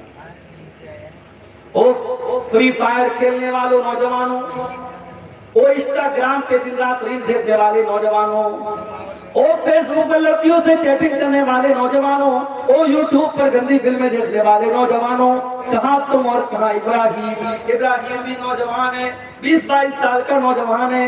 ابراہیم کی ہمت تو دیکھو، ابراہیم کی جرأت تو دیکھو۔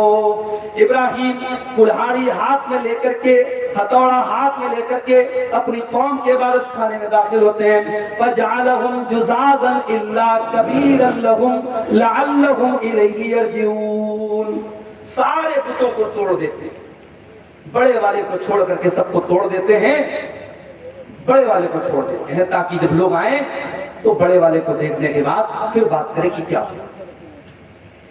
قوم کے لوگ جب آئے، دیکھا سارے ہمارے معبودوں کو توڑ دیا گیا، چورا چورا کر دیا گیا۔ قالوا من فعل هذا بآلهتنا انه لمن الظالمین، تاکہ کس نے ہمارے معبودوں کے ساتھ یہ سلوک کیا ہے وہ بہت بڑا ظالم ہے۔ قالوا سمعنا فتى يذكرهم يقال له ابراہیم، تو کچھ لوگوں نے کہا کہ یہ کام ابراہیم نام کے ایک نوجوان ہو سکتا ہے۔ غور کرو، ابراہیم نام کے ایک نوجوان، فتن کا لفظ اللہ نے استعمال کیا، پتہ یہ چلا کہ ابراہیم ابھی نوجوان تھے جب انہوں نے یہ کام کیا۔ ابراہیم کو بلایا گیا، اَأَنْتَ فَعَلْتَ هَذَا بِآلِهَتِنَا یا ابراہیم، اے ابراہیم کیا تیرا یہ کام ہے؟ کیا تو نے ہمارے معبودوں کے ساتھ یہ کام کیا ہے؟ کہا کہ میں نے کہا کیا، دیکھیے بڑے والے نے کیا، بڑا والا سلامت، باقی سب ٹوٹ گئے۔ بل فعلہ کبیرہم ھذا، بڑے والے نے کیا، اس سے پوچھ لو۔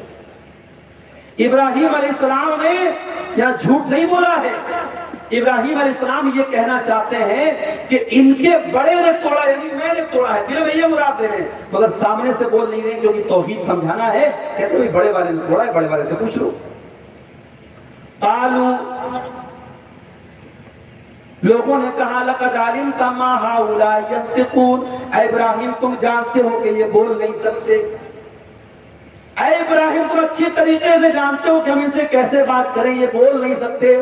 قال اف لکم ولما تعبدون من دون اللہ، ابراہیم نے کہا افسوس ہے تمہاری عقل کے اوپر، تمہاری مت ماری گئی ہے، تمہارا دماغ خراب ہو گیا ہے۔ جو بول نہیں سکتا، جو جواب نہیں دے سکتا، وہ تمہیں نفع کیسے پہنچا سکتا ہے، وہ تمہیں نقصان کیسے پہنچا سکتا ہے؟ کیا تم بے جان چیزوں کی عبادت کرتے ہو؟ ذرا غور کرو، ذرا سوچو۔ تھوڑی دیر کے لیے قوم کے لوگوں کو سمجھ میں آیا کہ we are wrong, Ibrahim is right. تھوڑی دیر کے لوگوں کو سمجھ میں آیا کہ یار بات تو صحیح بول رہا ہے، جو جواب نہیں دے سکتا وہ ہماری بگڑی کیسے بنا سکتا ہے؟ مگر جب دماغ پر شرک کی گرد و غبار کی جو لیئر ہے، جو پرت ہے، بہت موٹی ہو جائے تو انسان مند بدھی ہو جاتا ہے، دماغ کام نہیں کرتا۔ کبھی آپ نے غور کیا ہے؟ بڑے بڑے وکیل ہیں، جج ہیں، گائے کو دیکھ کے ایسے ہاتھ چھوڑ رہے ہیں، گوبر کھا رہے ہیں، پیشاب پی رہے گائے کا۔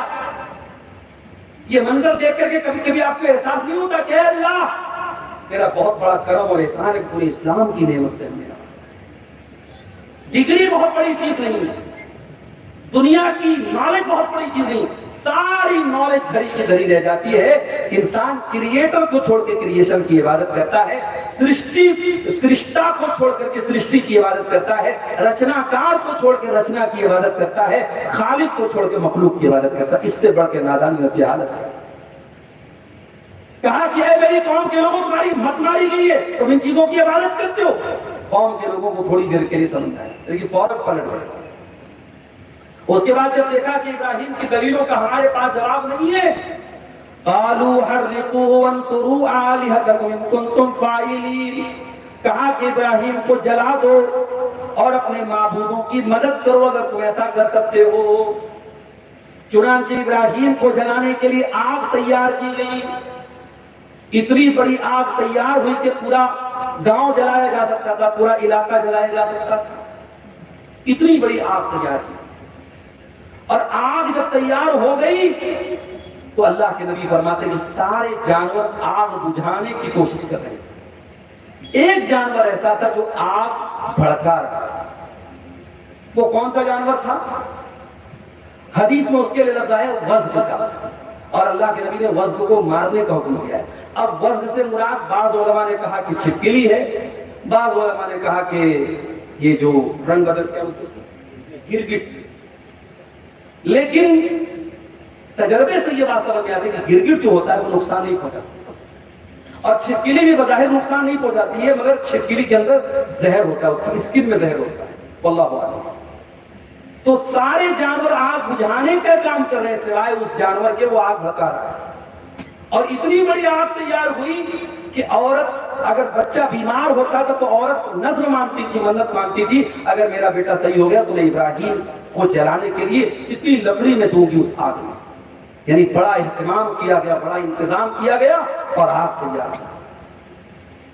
اور علماء تفسیر نے لکھا ہے کہ منجنیق میں جو توپ وغیرہ کا جو مشین ہوتی تھی اس میں رکھ کر کے ابراہیم کو آگ میں، مشین کے ذریعے آگ میں ڈالا گیا، اور آگ میں ڈالے جانے کے پہلے ابراہیم کے بدن سے کپڑے اتار کر ان کو برہنہ کر دیا گیا تاکہ آگ جب جلائے تو ابراہیم جلدی سے جل کے مر جائے خاک۔ ابراہیم کو جب آگ میں ڈالا جا رہا ہے، ابراہیم کی پیشانی پر کوئی بل نہیں ہے۔ اے توحید پر چلنے والوں، ذرا سی مصیبتیں آئی تو تمہارا ایمان کمزور ہونے لگا۔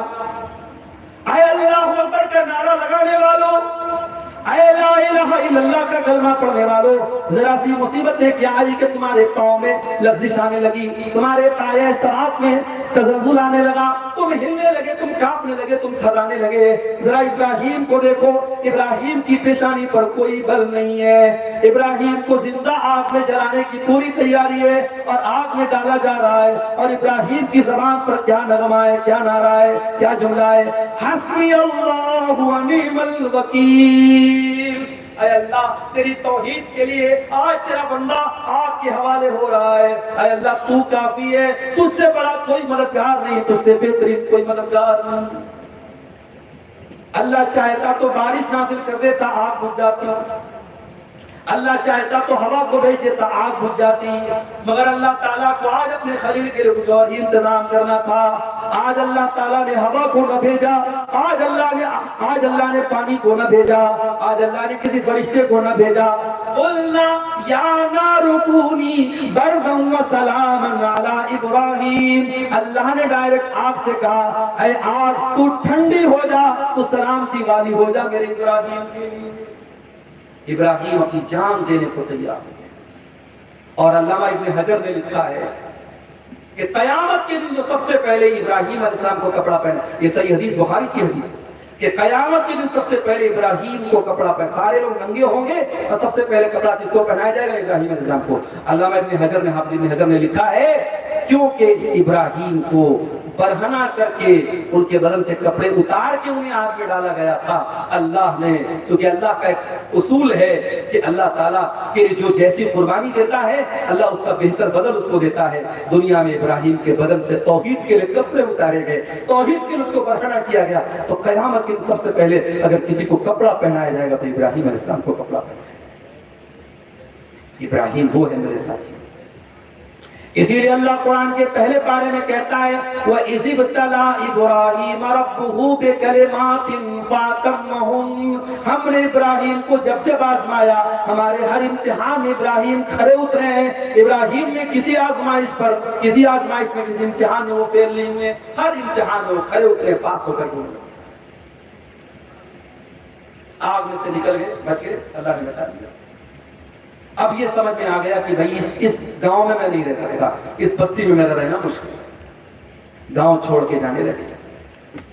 قال انی ذاہب الی ربی سیہدین، اب کہاں جانا ہے یہ بھی پتا نہیں، اللہ کا نام لے کے چل پڑے، کہنے لگے اللہ مجھے ہدایت دے گا، اللہ مجھے راستہ بتائے گا۔ چلتے چلتے کہاں پہنچے؟ فلسطین کی سرزمین پر پہنچے، ملک شام پہنچے۔ اب وہاں پہنچے تو احساس ہوا کہ اب میرا بدن کمزور ہو رہا ہے، میں بوڑھا ہو رہا ہوں، اب کوئی بیٹا بھی مل جائے، کوئی سہارا مل جائے تو توحید کے اس مشن کو باپ بیٹے دونوں مل کر کے آگے بڑھائیں۔ رب هب لی من الصالحین، تو دعا کرتے ہیں کہ اللہ مجھے ایک نیک بیٹا عطا فرما دے۔ آج کل اولاد جس کو نہیں ہوتی بڑا پریشان ہوتا ہے۔ ابھی ایک میرے پاس ایک فون آیا ہے، شادی شدہ جوڑے کا مسئلہ تھا، اس میں کچھ ایسی پرابلم تھی جس کی وجہ سے بچہ پیدا نہیں ہو پا رہا، سب کچھ ٹھیک تھا لیکن کچھ پرابلم تھی۔ تو آج کل ایک نئی ٹیکنالوجی ہے آئی وی ایف۔ آئی وی ایف میں کیا کرتے ہیں کہ مرد کی منی کو اور عورت کے بیضے کو، جو اس کے انڈے ہوتے ہیں، مرد کے منی اور عورت کے انڈوں سے مل کر کے بچے کی تخلیق ہوتی ہے، تو اس کو مشین کے ذریعے فرٹیلائز کیا جاتا ہے۔ اس پروسیس کو آئی وی ایف بولتے ہیں۔ بہت پیسہ خرچ ہوتا ہے، لاکھ 2 لاکھ روپیہ خرچ ہوتا ہے۔ تو اب اس میں ایک مسئلہ ہے کہ کیا آئی وی ایف کے ذریعے بچہ پیدا کرنا صحیح ہے؟ تو علماء کی جو کمیٹی ہے، پوری دنیا کے علماء کی، اس کمیٹی نے مل کر کے بیٹھ کر کے یہ طے کیا، یہ فتویٰ دیا کہ آئی وی ایف کے ذریعے بچے کو جنم دینا ایک کنڈیشن کے ساتھ جائز ہے، کہ اگر واقعی میں مجبوری ہے اور صحیح طریقے سے سارا علاج کر لیا گیا اور اب یہ سمجھ میں آیا کہ آئی وی ایف کے ذریعے بچہ پیدا ہو سکتا ہے، تو اس میں شرط یہ ہے کہ اسی شوہر کی منی ہو اور اسی بیوی کے بیضے کو، اس کے انڈے کو لیا جائے، اس میں کسی دوسرے کا عمل دخل نہ ہو، ورنہ وہ غلط ہو جائے گا۔ کیونکہ اسلام میں نسب کی حفاظت کے بارے میں بہت سخت تعلیم ہے کہ نسب میں کوئی غلط مدد کا معاملہ نہیں ہونا چاہیے۔ اگر اسی شوہر کی منی ہے اور اسی بیوی کا بیضہ ہے تو دونوں کے، اگر ان کو فرٹیلائز کر کے بچے کا جنم ہوتا ہے تو یہ المجمع للفقہ الاسلامی جو پوری دنیا کے علماء کی کمیٹی ہے، اس نے فتویٰ دیا۔ اس میں اور بھی شرطیں ہیں، تو یہ آج کے دور میں ہو رہا ہے، کیونکہ اولاد نہیں ہوتی ہے تو زندگی میں ایک ادھورا پن ہوتا ہے۔ ابراہیم علیہ السلام نبی ہیں مگر ان کو بھی اولاد چاہیے۔ اب ہم اور آپ سے دعا کرتے ہیں تو کیا دیتے ہیں؟ اللہ بیٹا دے دے، مگر ابراہیم کیا دعا کرتے ہیں؟ رب ہب لی من الصالحین، اے اللہ نیک بیٹا دے۔ صرف بیٹا نہیں، نیک بیٹا۔ ارے بیٹے تو بہت ہیں مگر وہ بیٹا کس کام کا کہ آپ مر جائیں تو کھڑا ہو کے جنازے میں چپ چاپ کھڑا ہے، اس بیچارے کو یہ بھی نہیں پتا کہ اپنے باپ کی جنازہ کیسے ہوتا۔ میرے پیارے ساتھیوں، اپنے بیٹوں کو اس لائق کو بنا دو کہ جب آپ کا انتقال ہو جائے تو بیٹا کھڑے ہو کر کے جنازے کی نماز پڑھ سکے۔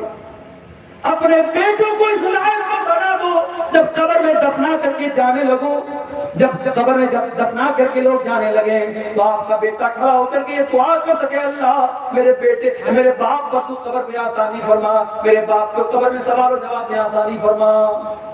اپنے بیٹوں کو اس لائق کو بنا کے جاؤ میرے بھائیوں کہ جب آپ کا بیٹا دعا کے لیے ہاتھ اٹھائے تو یہ دعا پڑھے، رب ارحمہما کما ربیانی صغیرا، اے اللہ میرے ماں باپ پر رحم فرما، انہوں نے بڑی مصیبتوں سے مجھ کو پالا ہے۔ ابراہیم دعا کرتے ہیں رب ہب لی من الصالحین، اے اللہ مجھے نیک بیٹا عطا فرما دے۔ اللہ نے فوراً دعا قبول نہیں کی، ٹائم لگا، لمبا ٹائم لگا، بہت بعد میں اللہ نے دعا قبول کی۔ جب ابراہیم 85-90 سال کے ہو گئے فَبَشَّرْنَاهُ بِغُلَامٍ حَلِيمٍ، ہم نے ابراہیم کو ایک بیٹا دیا اور بیٹا بھی بہت حلیم دیا۔ حلیم کا مطلب بہت برداشت کرنے والا، بہت صبر کرنے والا، بہت تحمل والا، جس کے اندر پیشنس بہت زیادہ ہے، تحمل بہت زیادہ، ایسا بیٹا ہوا۔ اب یہ بیٹا جو پیدا ہوا، اس بیٹے کا نام اسماعیل رکھا۔ یہ حضرت ہاجرہ کے پیٹ سے پیدا ہوا۔ یہ ہاجرہ کون تھی؟ یہ مصر کے بادشاہ کی ایک لوڑی تھی۔ اب وہ بھی سن لیجئے، وقت بہت آگے بڑھ رہا ہے، میں ابراہیم علیہ السلام کی زندگی کی بہت اہم باتوں کو بتا کے اپنی بات کرتا ہوں۔ ابراہیم علیہ السلام ایک مرتبہ مصر جا رہے تھے اپنی بیوی سارہ کے ساتھ، اور مصر کا جو بادشاہ تھا بہت ظالم اور بہت بدچلن تھا، اس کی حکومت سے اگر کوئی خوبصورت عورت گزرتی تھی وہ ریپ کرتا تھا۔ اگر میاں بیوی دونوں گزرتے تھے شوہر کو قتل کروا دیتا تھا اور بیوی کا ریپ کرتا تھا۔ یہ اس بدچلن اور کیریکٹر لیس بادشاہ کی عادت تھی۔ اب اتفاق سے ابراہیم اور سارہ بہت خوبصورت تھی، دونوں کو بادشاہ کے پولیس نے پکڑا اور اریسٹ کیا۔ اب اگر ابراہیم یہ کہہ دیتے کہ یہ میری بیوی ہے تو بیوی کی عزت پر بھی خطرہ ہے اور اپنی جان پر بھی خطرہ ہے. تو شریعت نے اپنی جان بچانے کے لیے ہمیں جھوٹ بولنے کی اجازت دی. ابراہیم علیہ السلام چاہتے تو جھوٹ بول دیتے، اجازت ہے اس کام میں جان بچانے کے لیے جھوٹ بولنے کی، مگر ابراہیم نے ایسے موقع پر بھی جھوٹ نہیں بولا. ایسی گول مول بات کر دی کہ کام بھی چل جائے، سانپ بھی بچ جائے اور لاٹھی بھی نہ. حضرت ابراہیم نے اپنی بیوی سارا سے کہا کہ اے سارا، جب بادشاہ پوچھے کہ تم میری کون ہو تو تم کہہ دینا کہ تم میری بہن ہو، اور اے سارا اس وقت روئے زمین پر میرے اور تمہارے علاوہ کوئی ایمان والا نہیں ہے، تو ایمان کے رشتے کے اعتبار سے تم میری بہن ہو. تو یہ بات غلط بھی نہیں، جھوٹ بھی نہیں ہے. دنیاوی رشتے کے اعتبار سے تم میری بیوی ہو، اور ایمان کے رشتے کے اعتبار سے صرف تم اور میں ایمان والے ہیں، تو ہم دونوں بھائی بہن ہیں، تو تم کہہ دینا کہ تم میری بہن. اور سارا جب اس بادشاہ کے پاس لائی گئی اور بادشاہ نے غلط ارادے سے سارا کی طرف ہاتھ بڑھانے کی کوشش کی، تو سارا اللہ کی نیک بندی تھی. میری پیاری ماں اور بہنوں، تقوی اور دینداری پیدا کر لو، کسی بدنیت کی ہمت نہیں کہ تمہارے بدن کو ہاتھ لگا سکے. سارا کو جیسے ہی بادشاہ نے ہاتھ لگانے کی کوشش کی، بخاری کے الفاظ ہیں اوخیزہ، اللہ تعالیٰ کی طرف سے بادشاہ کو پکڑ لیا گیا. بادشاہ اسٹیچو بن گیا، بادشاہ کا پورا بدن پتھر کا ہو گیا، موومنٹ اس کے بدن کا رک گیا. بادشاہ نے کہا کہ اے خاتون، تم اپنے رب سے دعا کر دو میں ٹھیک ہو جاؤں، میں دوبارہ غلط کام نہیں کروں گا. سارا نے دعا کی، وہ بادشاہ ٹھیک ہو گیا. پھر غلط ارادے سے آگے ہاتھ بڑھایا، پھر اللہ تعالیٰ نے اس کو پتھر کا بنا دیا. 3 بار ایسا ہوا کہ سارا کو اس نے ہاتھ لگانے کی کوشش کی، اور تینوں بار وہ بالکل اللہ تعالیٰ نے پکڑ لیا، پتھر کا ہو گیا. اور تینوں مرتبہ حضرت سارا سے اس نے ریکویسٹ کی اور سارا نے دعا کی اور وہ ٹھیک ہو گیا. جب تیسری بار ٹھیک ہو گیا تو اپنے غلاموں کو بلایا، اپنے نوکروں کو بلایا، کہا کہ کس کو لے کے چلے جائے، یہ انسان نہیں شیطان ہے. اور جب سارا جانے لگی تو اپنی ایک لونڈی جس کا نام ہاجر تھا، جس کو ہم لوگ اردو میں ہاجرہ بولتے ہیں، کہا کہ یہ چونکہ اس عورت نے میرے لیے دعا کی تھی اور اس کی دعا سے میں ٹھیک ہو گیا، تو لے جاؤ یہ ہاجرہ، یہ اس کو گفٹ کے طور پر اس کو دے. اور جب سارا واپس آئی ہے تو ابراہیم علیہ السلام اپنی بیوی کی عزت و آبرو کے لیے دعا کر رہے تھے نماز پڑھ، اور نماز ہی میں ابھی تھے کہ حضرت سارا نے آ کر کے کہا رد اللہ قید الفاجر واقدم حاجر، کہ اے میرے سرتاج، اللہ تعالیٰ نے اس فاسق و فاجر بادشاہ کی چال کو ناکام کر دیا اور آپ کو اور ہمیں تحفے کے طور پہ ہاجرہ نام کی ایک خوبصورت لونڈی عطا کر دیا. یہ وہی ہاجرہ تھی جو بعد میں حضرت ابراہیم کے نکاح میں آئی، اور حضرت ابراہیم کی پہلی اولاد انہی کے بدن سے پیدا ہوئی، جن کو ہم اسماعیل علیہ السلام نے ہاجرہ کی اولاد.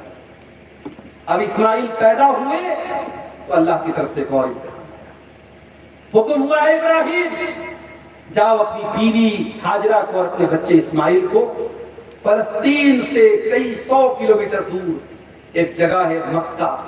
وہ مکہ آج کا مکہ نہیں تھا، یا کلاک ٹاور بھی ہے، بڑے بڑے ہوٹل بھی ہیں، بلڈنگیں بھی ہیں، اور اب تو ہر سال مکہ میں چینجنگ آ رہی ہے. میں لاسٹ ٹائم جب گیا تھا اور ابھی اس سال کا ویڈیو دیکھ رہا ہوں تو بالکل مکے میں بہت تبدیلی آ گئی. پورے حرم کا جو وہ کمپاؤنڈ ہے بہت بڑا ہو چکا ہے. اب ہر سال آپ دیکھیں گے اضافہ ہو رہا ہے.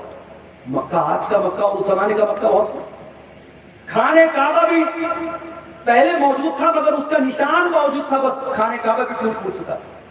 اس مکہ میں جہاں کوئی رہتا نہیں تھا، انسان نہیں، چرند نہیں، پرند نہیں، اللہ نے حکم دیا کہ جاؤ اپنی بیوی ہاجرہ کو اور اپنے بچے اسماعیل کو وہاں چھوڑ دو. ابراہیم اپنی بیوی ہاجرہ اور اپنے بچے اسماعیل کو لے کر کے پہنچے، اور اسی جگہ پر جہاں خانہ کعبہ ہے وہیں پر اپنی بیوی اور بچے کو چھوڑ کر کے جانے لگے.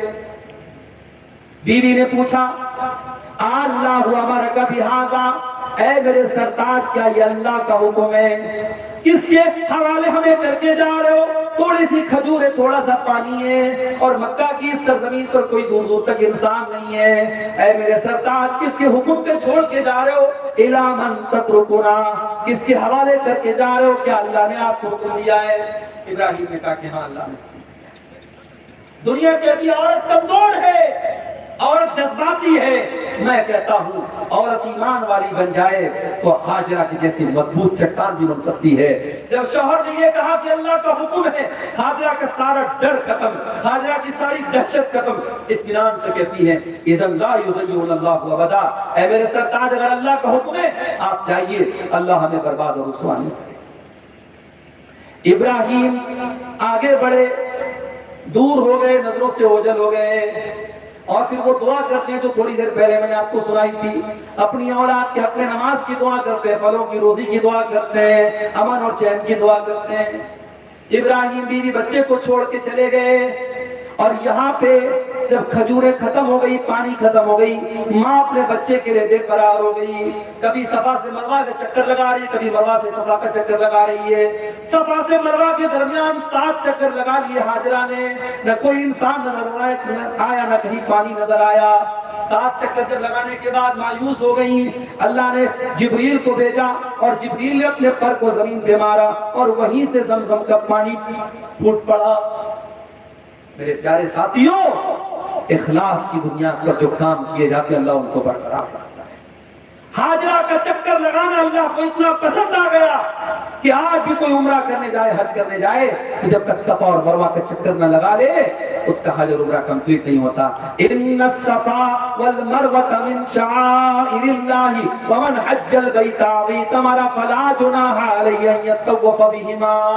جب تک صفا اور مروہ کے درمیان تم چکر نہیں لگا لو گے تمہارا حج اور عمرہ کمپلیٹ نہیں ہوگا۔ یہ ہاجرہ کے عمل کو اللہ تعالیٰ نے قیامت تک کے لیے برقرار رکھا۔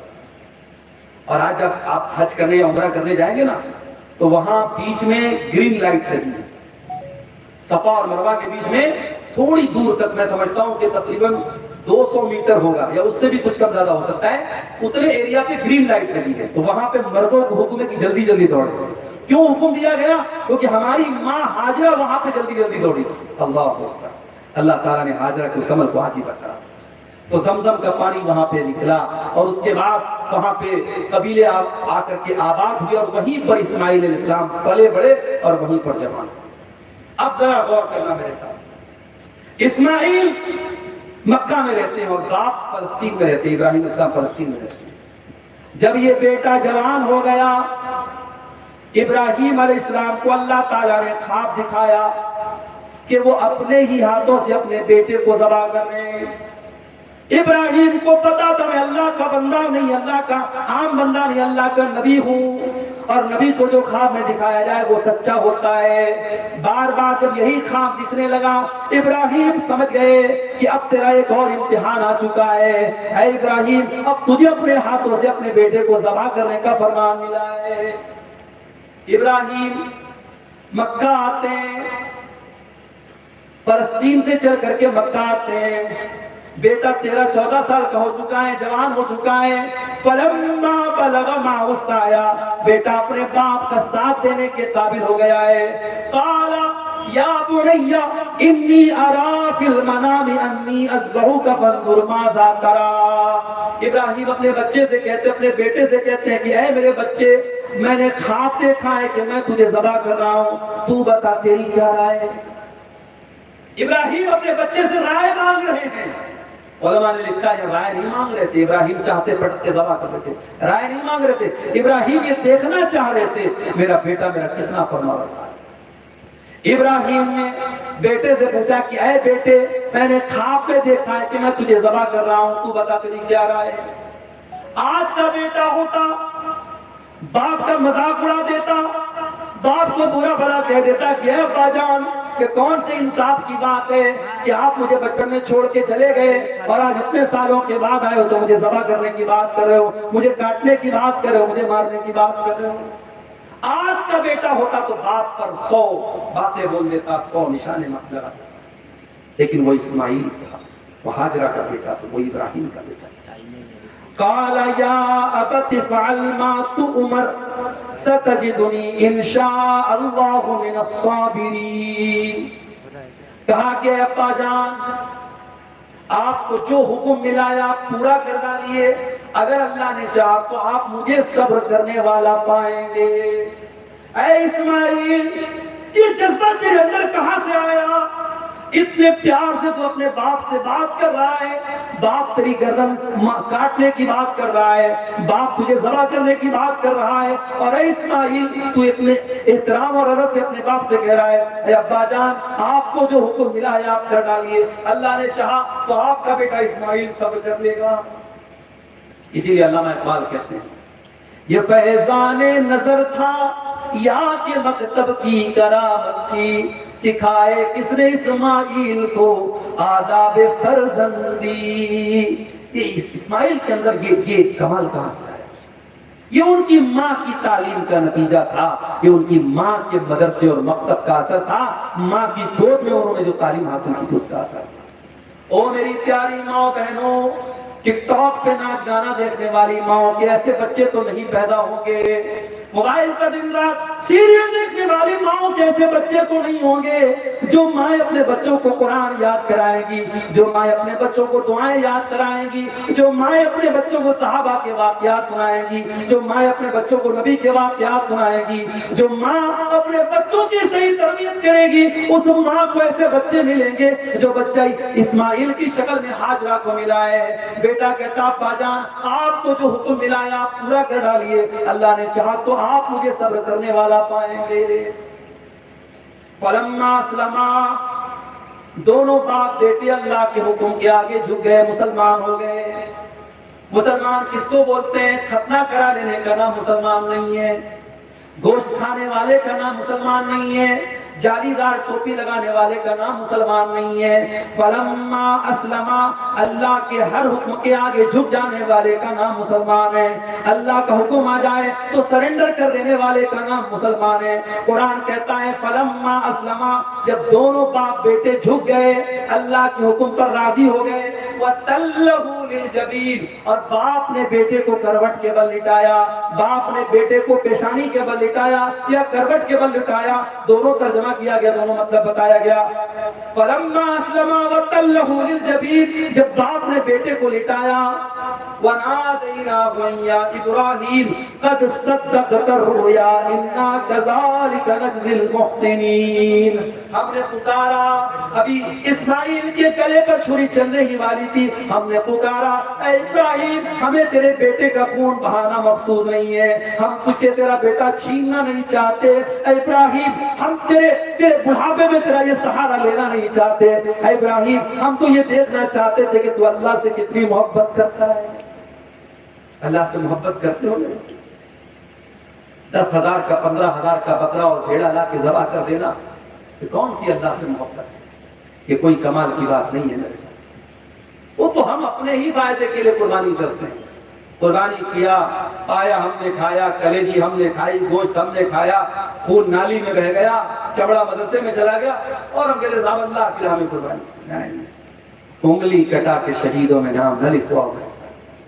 محبت کرو اللہ سے کہ ابراہیم کو، اور محبت میں پاگل ہونے والے نوجوانوں، رات کو 2-2 بجے موبائل پہ لگا ہے، کیوں لگا ہے؟ صاحب محبت ہے، لیٹ کر بات کر رہا ہے، کھیتوں میں جا کے باتیں کر رہا ہے، صاحب محبت ہے۔ ارے یہ محبت نہیں، ڈھکوسلے بازی ہے، یہ دنیا کی محبت یوز اینڈ تھرو۔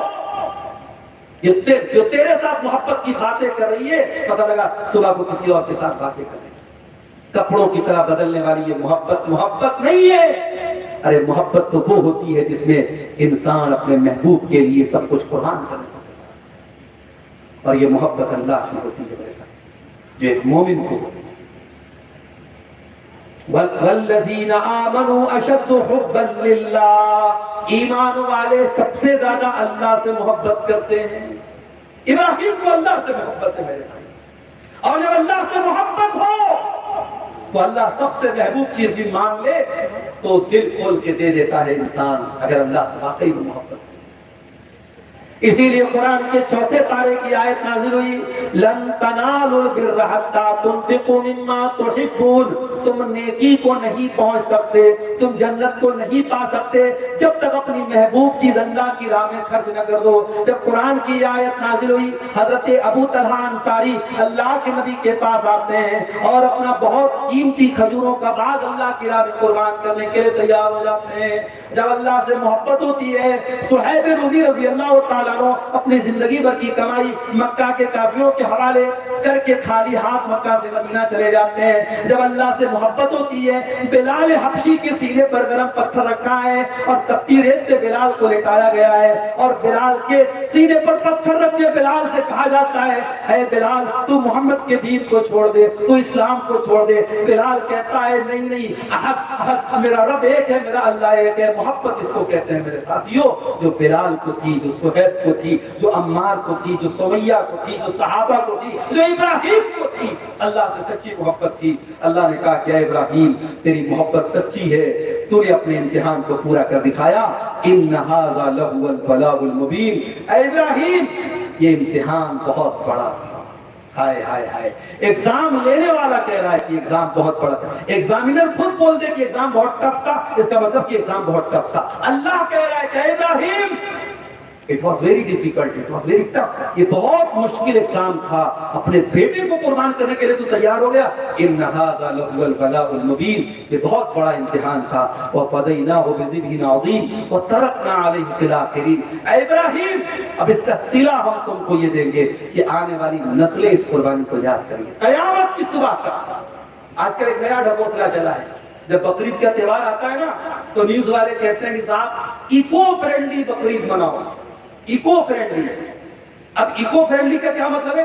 کہتے صاحب بکرے کے جیسی کیک لے آؤ اور کیک کو کاٹ دو. بکرا بھی نہیں کٹے گا، خون بھی نہیں بہے گا، گندگی بھی نہیں ہوگی اور کام چل جائے گا. اللہ بھی خوش، شیطان بھی خوش. تو بھائیوں یہ ڈھکوسلے بازی نہیں چلے. اور جن کو جانوروں پر بڑی دیا آتی ہے معاف کرنا. دوسرے تہواروں پر، ہمارے غیر مسلم بھائیوں کے تہواروں پر بھی میں نے دیکھا ہے بہت بکرے کٹتے ہیں. پٹنہ میں نے دیکھا، ہمارے ڈرائیور صاحب پٹنہ کے ہیں، وہ بتانے لگے کہ بقرعید پر میں نے اتنے بکروں کو کٹتے ہوئے نہیں دیکھا جتنا اپنے تہوار پر ہم نے کٹتے ہوئے دیکھا. غیر مسلم بھائیوں کے تہوار پر کٹتے ہیں. تو صاحب بقرعید آتی ہے تو لوگ کیا کہتے ہیں کہ جیو ہتیا مت کرو. یہ کیوں نہیں سوچتے ان بکروں کو پالنے والے سب غریب ہوتے ہیں. ہزاروں غریبوں کے گھر کی روزی روٹی چلتی ہے اس قربانی کے تہوار سے. کبھی غور کرو، بہترین گوشت غریبوں کے گھر میں پہنچتا ہے اس بقرعید کے تہوار. ہزاروں لوگوں کے گھر میں ہفتوں کا راشن پانی کے کھانے کا انتظام ہو جاتا ہے. پھر چمڑے کی پوری ایک جو انڈسٹری ہے بقرعید کے اس تہوار کی وجہ سے وہ انڈسٹری گروتھ کرتی ہے، اس کی ترقی ہوتی ہے.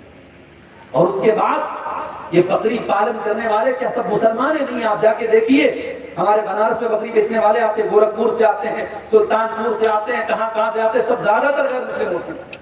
اور وہ بیچارے ان بکروں کو، بکریوں کو پالتے ہیں اور پھر آ کر کے بیچتے ہیں. ان کا سال بھر کا سمجھیے ان کا خرچ چلتا ہے. اور آپ کو اس بقرعید پر جو ہے آپ کو جانوروں کے ساتھ ترس نہیں ہے، آپ کو ان غریبوں کے پیٹ پہ لات مارنی ہے. آپ کو غریبوں سے نفرت ہے میرے بھائی. اس میڈیا کو، اس میڈیا کے چاٹوکاروں کو، اس میڈیا کے چاہنے والوں کو غریبوں کے پیٹ پہ لات مارنا ہے، غریبوں کا گھر گرانا ہے، غریبوں پر ظلم کرنا ہے. میرا دین دین رحمت ہے، میرے نبی نبی رحمت ہے، میرا قرآن کتاب رحمت ہے. میرے نبی نے، میری شریعت نے جو بھی تہوار رکھا ہے اس تہوار میں دنیا کے لیے کوئی پریشانی نہیں. ہاں میں ایک بات کہوں گا سونا کوڑ والوں، آپ سمجھو، قربانی کرو تو صفائی کا خیال ہے. جہاں تہاں آپ جو گوشت پھینک دیتے ہیں اور اس کے قربانی کے جو اچونی پچونی اور اس کا جو پیٹ کے اندر کا میٹیریل ہوتا ہے وہ ادھر ادھر پھینک دیتے ہیں، یہ غلط ہے. آپ کو گندگی نہیں پھیلانا ہے. آپ کا دین پاکی کا دین ہے. آپ کے ہر عمل میں پاکی ہونی چاہیے. قربانی بھی کرے تو صفائی کا خاص خیال رکھے، ماحول آپ کی وجہ سے گندا نہ ہو، اس بات کا. اللہ نے کہا کہ اس قربانی کو ہم نے آنے والی نسلوں تک برقرار رکھا. یہ ابراہیم علیہ السلام کی قربانی تھی، کیونکہ ان کی زندگی کی سب سے بڑی قربانی. ایک آخری بات بیان کر کے بات ختم کروں. ابراہیم علیہ السلام بعد میں بیٹا تو بچ گیا، بیٹا یہی مکہ میں رہتا تھا، ابراہیم فلسطین میں رہتے. بیٹا بڑا ہو گیا، بیٹے کی شادی ہو گئی. ابراہیم علیہ السلام اپنے بیٹے سے ملنے کے لیے آئے. ذرا غور سے سنو، یہ آخری واقعہ بتا رہا ہوں. ابراہیم بیٹے سے ملنے کے لیے آئے. گھر پہنچے تو اسماعیل نہیں تھے، کام سے گئے ہوئے تھے. بہو تھی گھر پہ. اب بہو جو تھی وہ پہچانتی نہیں تھی کہ یہ میرے سسر ہیں. حضرت ابراہیم نے حال چال پوچھا. بہو نے سمجھا کہ کوئی اجنبی آدمی، ان نون پرسن ہے، اس نے کہا کیا بتاؤں حال چال، بس گزر رہی ہے، گزارا ہو رہا ہے، بڑی پریشانی میں، بڑی تکلیف ہے۔ ابراہیم السلام سمجھ گئے کہ یہ جو عورت ہے یہ ناشکری ہے۔ ناشکری کس کو بولتے ہیں میری ماں بہنوں؟ ناشکری اس کو بولتے ہیں کہ شوہر بیچارہ کھٹتا ہے، پسینہ بہاتا ہے، اور بیوی کی ساڑی لاتا ہے، بیوی کا کپڑا لاتا ہے، بیوی کا زیور لاتا ہے، بڑے شوق و جذبے سے لاتا ہے، اور بیوی کہتی ہے اچھا نہیں لایا، یہ کلر مجھ کو پسند نہیں آیا، ڈیزائن مجھ کو، ارے اللہ کی بندی، یہ سوچ تیرا شوہر تیرے لیے قربانیاں دے کر کے وہ چیز لایا ہے، تجھے اچھی نہ بھی لگے تو شوہر کا دل رکھنے کے لیے بول دیتے ہاں بہت اچھی۔ ناشکری عورت کی نشانی ہے، اسے سونے کا پہاڑ بھی مل جائے تو وہ مطمئن نہیں ہوگی، سیٹسفائیڈ نہیں۔ ابراہیم سمجھ گئے یہ عورت میری بہو بننے کے قابل نہیں ہے۔ کہا کہ اے بیٹی تیرا شوہر آئے تو اسے میرا سلام پہنچا دینا، اور کہنا کہ غیر اتبابک، اپنے دروازے کی چوکھٹ بدل دے۔ اسماعیل آئے شام سے، بیوی نے کہا کہ ایک بڑے میاں آئے تھے، بوڑھے صاحب آئے تھے، حال چال پوچھ رہے تھے، اور انہوں نے آپ کو سلام کہا ہے اور کہا ہے کہ دروازے کی چوکھٹ بدل دے۔ ابراہیم کے آنے کی خبر اسماعیل کو ان کی بیوی نے دی۔ بیوی کو پتا نہیں تھا میرے سسر تھے۔ اسماعیل نے باپ کی خوشبو محسوس کر، لب و لہجہ محسوس کر لیا کہ یہ میرا باپ ہی ہو سکتا ہے۔ کہا کہ تو پوری بات بتا، میرے باپ نے کیا پوچھا تھا، تو نے کیا بتایا تھا، پوری بات بتا دی اس نے۔ کہا کہ معاف کرنا میری بیوی، میرے باپ نے مجھے حکم دیا ہے تجھے طلاق دینے کا، میں تجھے طلاق دوں۔ اسماعیل نے بیوی کو طلاق دے دیا۔ اب اور آگے بڑھی، ابھی آپ کی آنکھیں حیرت سے پھٹی ہے، اور ہماری مائیں بہنیں ہو سکتا ہے تھوڑا بہت ناراض بھی ہو رہی ہوں، ابھی واقعہ پورا نہیں ہوا، تھوڑا سنیے گا۔ طلاق دے دیا اسماعیل نے۔ اب یہاں سے یہ مسئلہ نکلا کہ سسر بولے اگر بیٹے کو کہ جا بیوی کو طلاق دے دے، تو بیٹے کو طلاق دے دینا چاہیے، بیٹے کو طلاق دے دینا چاہیے۔ تو کیا ہم یہ مان لیں کہ اگر بہو نے کھانے میں نمک تیز کر دیا، مرچ بڑھا دی، اور چکن اتنا نہیں جل پائی اتنا سسر جلانا چاہتا تھا، اور سسر نے بیٹے سے کہا جا طلاق دے دو، بیٹا طلاق دے دے گا؟ کیا اس حدیث سے یہ ثابت ہو رہا ہے؟ بخاری کی روایت ہے یہ۔ ابھی رک جائیے گا، ابھی واقعہ پورا سنیں۔ اسماعیل نے دوسری شادی کی۔ کچھ دنوں کے بعد ابراہیم پھر آئے اپنے بیٹے سے ملنے، اور اتفاق سے پھر اس مرتبہ بھی ملاقات نہیں ہوئی۔ اب یہ نہیں سمجھ میں آتا کہ ابراہیم ملنے کے لیے آئے اور بیٹا گھر پہ نہیں، تو انہوں نے اسٹے کیوں نہیں کیا، وہ رکے کیوں نہیں؟ ہو سکتا ہے کوئی ایمرجنسی رہی ہو، بہرحال وہ ملے تو دوسری بہو تھی۔ ابراہیم نے پوچھا کہ بیٹا کیا حال چال؟ اب یہ جو بیوی تھی یہ شکر گزار تھی، نیک تھی، دیندار تھی۔ اس نے کہا کہ بہت اچھا، اللہ کا شکر ہے، اللہ جس حال میں رکھے اللہ کا بہت شکر ہے۔ کہا کہ بیٹا تمہارا شوہر آئے تو میرا سلام پہنچا دینا، اور کہنا کہ دروازے کی چوکھٹ بہت اچھی ہے، اس کو برقرار رکھنا۔ شام کو اسماعیل آئے، بیوی نے بتایا کہ ایک صاحب آئے تھے، آپ کی حال چال پوچھ رہے تھے، اور انہوں نے کہا کہ دروازے کی چوکھٹ کو بدلنا مت، دروازے کی چوکھٹ بہت اچھی ہے۔ اسماعیل نے کہا کہ وہ میرے باپ تھے، تمہاری تعریف کر رہے تھے، اور مجھے حکم دے رہے تھے کہ میں تم کو اپنے نکاح میں باقی لاؤں۔ واقعہ میں نے پورا سنا۔ اب ذرا غور کر کے بتائیے اس حدیث سے کیا ثابت ہوا؟ اس حدیث سے یہ ثابت ہوا کہ اگر باپ یہ بولے بیٹے سے کہ تو طلاق دے دے اپنی بیوی کو، تو بیٹے کو طلاق دے دینا چاہیے۔ ایک اور حدیث ہے، حضرت عمر رضی اللہ تعالیٰ نے اپنے بیٹوں سے کہا کہ تو اپنی بیوی کو طلاق دے دے۔ بیٹا آ کر کے اللہ کے نبی سے پوچھتا ہے کہ میرا باپ مجھ سے کہہ رہا ہے کہ میں اپنی بیوی کو طلاق دے دوں، تو کیا میں طلاق دے دوں؟ تو اللہ کے نبی نے فرمایا کہ ہاں، تمہارا باپ اگر بول رہا ہے تو طلاق دے۔ ان دونوں حدیثوں سے یہ پتا چلا کہ باپ کا مقام اتنا بڑا ہے کہ باپ اگر بیٹے کو بول دے کہ بیوی کو طلاق دے دے تو طلاق دے دینا چاہیے۔ مگر رک جائیے گا میرے بھائیوں، ابھی مسئلہ پورا نہیں ہوا ہے۔ مسئلہ یہ ہے کہ اگر باپ واقعی میں ابراہیم کے جیسا باپ ہے اور حضرت عمر کے جیسا باپ ہے، دور اندیش ہے، دیندار ہے، تقوی والا ہے، اور واقعی میں دین کی بنیاد پر، تقوی کی بنیاد پر، عقیدے کی بنیاد پر، توحید کی بنیاد پر یہ بات بول رہا ہے، تب طلاق دیا جائے گا۔ یہ نہیں اس کے پسند کا کھانا نہیں بنا تو طلاق دے دے، یہ نہیں کہ اس کے کپڑے پر آئرن نہیں ہوا تو طلاق دے دے، یہ نہیں کہ اس کا کپڑا واشنگ مشین میں نہیں دھلا گیا تو طلاق دے دے۔ ایسا نہیں ہونا چاہیے۔ طلاق کی کوئی معقول وجہ ہو تو بیٹا اپنے باپ کی بات مانے گا اور طلاق دے دے گا۔ اور دوسری بات یہ پتا چلے کہ عورت دروازے کی چوکھٹ ہے، دروازے کی چوکھٹ ہے. آپ کو گھر میں جانا ہے تو چوکھٹ کے بغیر آپ گھر میں انٹری نہیں کر سکتے. اگر چوکھٹ خراب ہے تو گھر کی انٹری ہی خراب ہو جائے گی، گھر میں جانا ہی مشکل ہو جائے گا.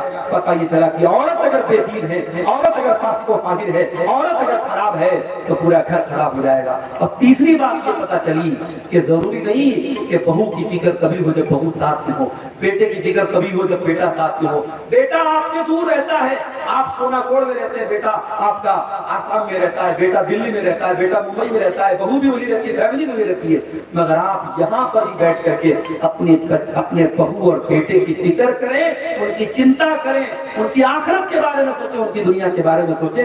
یہ بھی اس واقعے سے پتہ چلا. ابراہیم علیہ السلام کی سیرت کے تعلق سے یہ چند باتیں آپ کے سامنے رکھی ہوئی ہیں. ایک پرچی آئی ہے، اس پہ 2 سوالات ہیں، 2-3 سوالات ہیں، جواب دے کے ہم بات ختم کرتے ہیں. میت کے نام سے قربانی کر سکتے ہیں یا نہیں؟ دیکھیے، میت کے نام سے قربانی کرنے کا کوئی الگ سے ثبوت تو نہیں ہے. یعنی ہمارے یہاں کیا ہوتا ہے کہ باپ مر گیا تو بیٹا کیا کرتا ہے، باپ کے نام سے الگ سے ایک جانور خریدتا ہے اور اس کی قربانی کرتا ہے باپ کے نام سے. اس کا ثبوت ہمیں کسی صحیح حدیث سے نہیں ملتا. البتہ اللہ کے پیارے نبی جب قربانی کرتے تھے تو وہ قربانی آپ جب دعا پڑھتے تھے تو اللہم تقبل منی ومن اہل بیت، اللہم تقبل من محمد و آل محمد، یہ دعا پڑھتے تھے کہ اے اللہ اس قربانی کو میری طرف سے اور میری پوری آل کی طرف سے قبول کرنا. تو علماء نے کہا کہ آل محمد میں اللہ کے نبی کی امت میں اور آپ کی آل میں زندہ مردہ سب شامل ہو گئے. تو اس سے یہ سمجھ میں آیا کہ آپ جب قربانی کریں تو دل میں آپ یہ نیت کریں کہ اے اللہ اس قربانی کو میری طرف سے، میرے گھر والوں کی طرف سے اور میرے مرحوم ابو کی طرف سے، میری مرحومہ امی کی طرف سے قبول فرمائے. تو آپ مرحوم کو شامل کر سکتے ہیں میت کو. میت کی طرف سے الگ سے قربانی کا کوئی ثبوت نہیں ملتا ہے، اس بارے میں کوئی صحیح حدیث نہیں. دوسرا سوال ہے قربانی کا گوشت غیر مسلم کو دینا کیسا ہے؟ دے سکتے ہیں. آپ کا کوئی پڑوسی ہے، تعلقات والا ہے یا کوئی غریب غیر مسلم دے سکتے ہیں. شرط کیا ہے کہ آپ کو اگر یہ ڈر ہے کہ یہ گوشت کے ساتھ شراب پی تو آپ اس کو مت کیجیے. اگر یہ ڈر ہے کہ یہ غیر مسلم گوشت کے ساتھ شراب پیے گا تو وہاں پہ آپ اوائڈ کیجیے، بہانہ کر دیجیے، مت دیجیے. کیوں؟ کیونکہ قرآن کا اصول ہے وَلَا تَعَاوَنُوا عَلَى الْإِثْمِ وَالْعُدْوَانِ، برائی کے کام میں ہمیں کسی کا ساتھ نہیں دینا. ہم گوشت دے سکتے ہیں مگر ہمارے گوشت کی وجہ سے وہ شراب ساتھ پیے گا تو ہم برائی کے کام میں اس کا سپورٹ نہیں کر سکتے. اور تیسرا سوال ہے بے نمازی کی قربانی قابل قبول ہے یا نہیں؟ ہم یہ تو نہیں کہہ سکتے کہ بے نمازی کی قربانی قبول نہیں ہوگی، لیکن ہاں یہ ضرور کہیں گے اسلام میں نماز کا درجہ زیادہ ہے قربانی کا. اس کے بعد قربانی اگر آپ نہیں کریں گے تو آپ کی جنت خطرے میں نہیں، لیکن نماز نہیں پڑھیں گے تو جنت خطرے میں. نماز یہ توحید کے بعد دوسری سب سے اہم چیز ہے. اور آج افسوس کی بات ہے کہ مسلمان قربانی کے لیے تو بہت شوق اور جذبہ دکھاتا ہے، نماز سے دور ہے. اس لیے ہمارے جو بھائی نماز نہیں پڑھتے، نماز کیا بالکل بے نمازی ہیں یا نماز کے معاملے میں کوتاہی اور لاپرواہی کرتے ہیں، بڑے ادب سے کہوں گا کہ بھائیو قربانی سے بڑی چیز نماز ہے، اور نماز بھی قربانی چاہتی ہے. آرام قربان کرنا پڑے گا، ٹائم قربان کرنا پڑے گا. تو جانور کی قربانی کرنے سے پہلے اپنے نفس کی خواہش کی قربانی کرو اور نماز کی پابندی کرو. یہ چند باتیں تھی. اللہ تعالیٰ سے دعا ہے رب العالمین ہمیں ابراہیم علیہ السلام کے نقش قدم پہ چلنے کی توفیق عطا فرمائے. رب العالمین ہمیں ابراہیم کی توحید سے بھی سبق حاصل کرنے کی توفیق عطا فرمائے، ہماری توحید کو مضبوط بنائے، ہمیں شرک کی تمام شکلوں سے اللہ تعالیٰ ہماری حفاظت فرمائے. اللہ تعالیٰ ہمیں ایمان پر قائم رکھے اور ایمان پر ہمارا خاتمہ ہو. ربنا تقبل منا انك انت السميع العليم وتب علينا انك انت التواب الرحيم. وصلى الله تعالى على نبينا محمد وعلى آله وصحبه أجمعين. والسلام عليكم ورحمة الله وبركاته.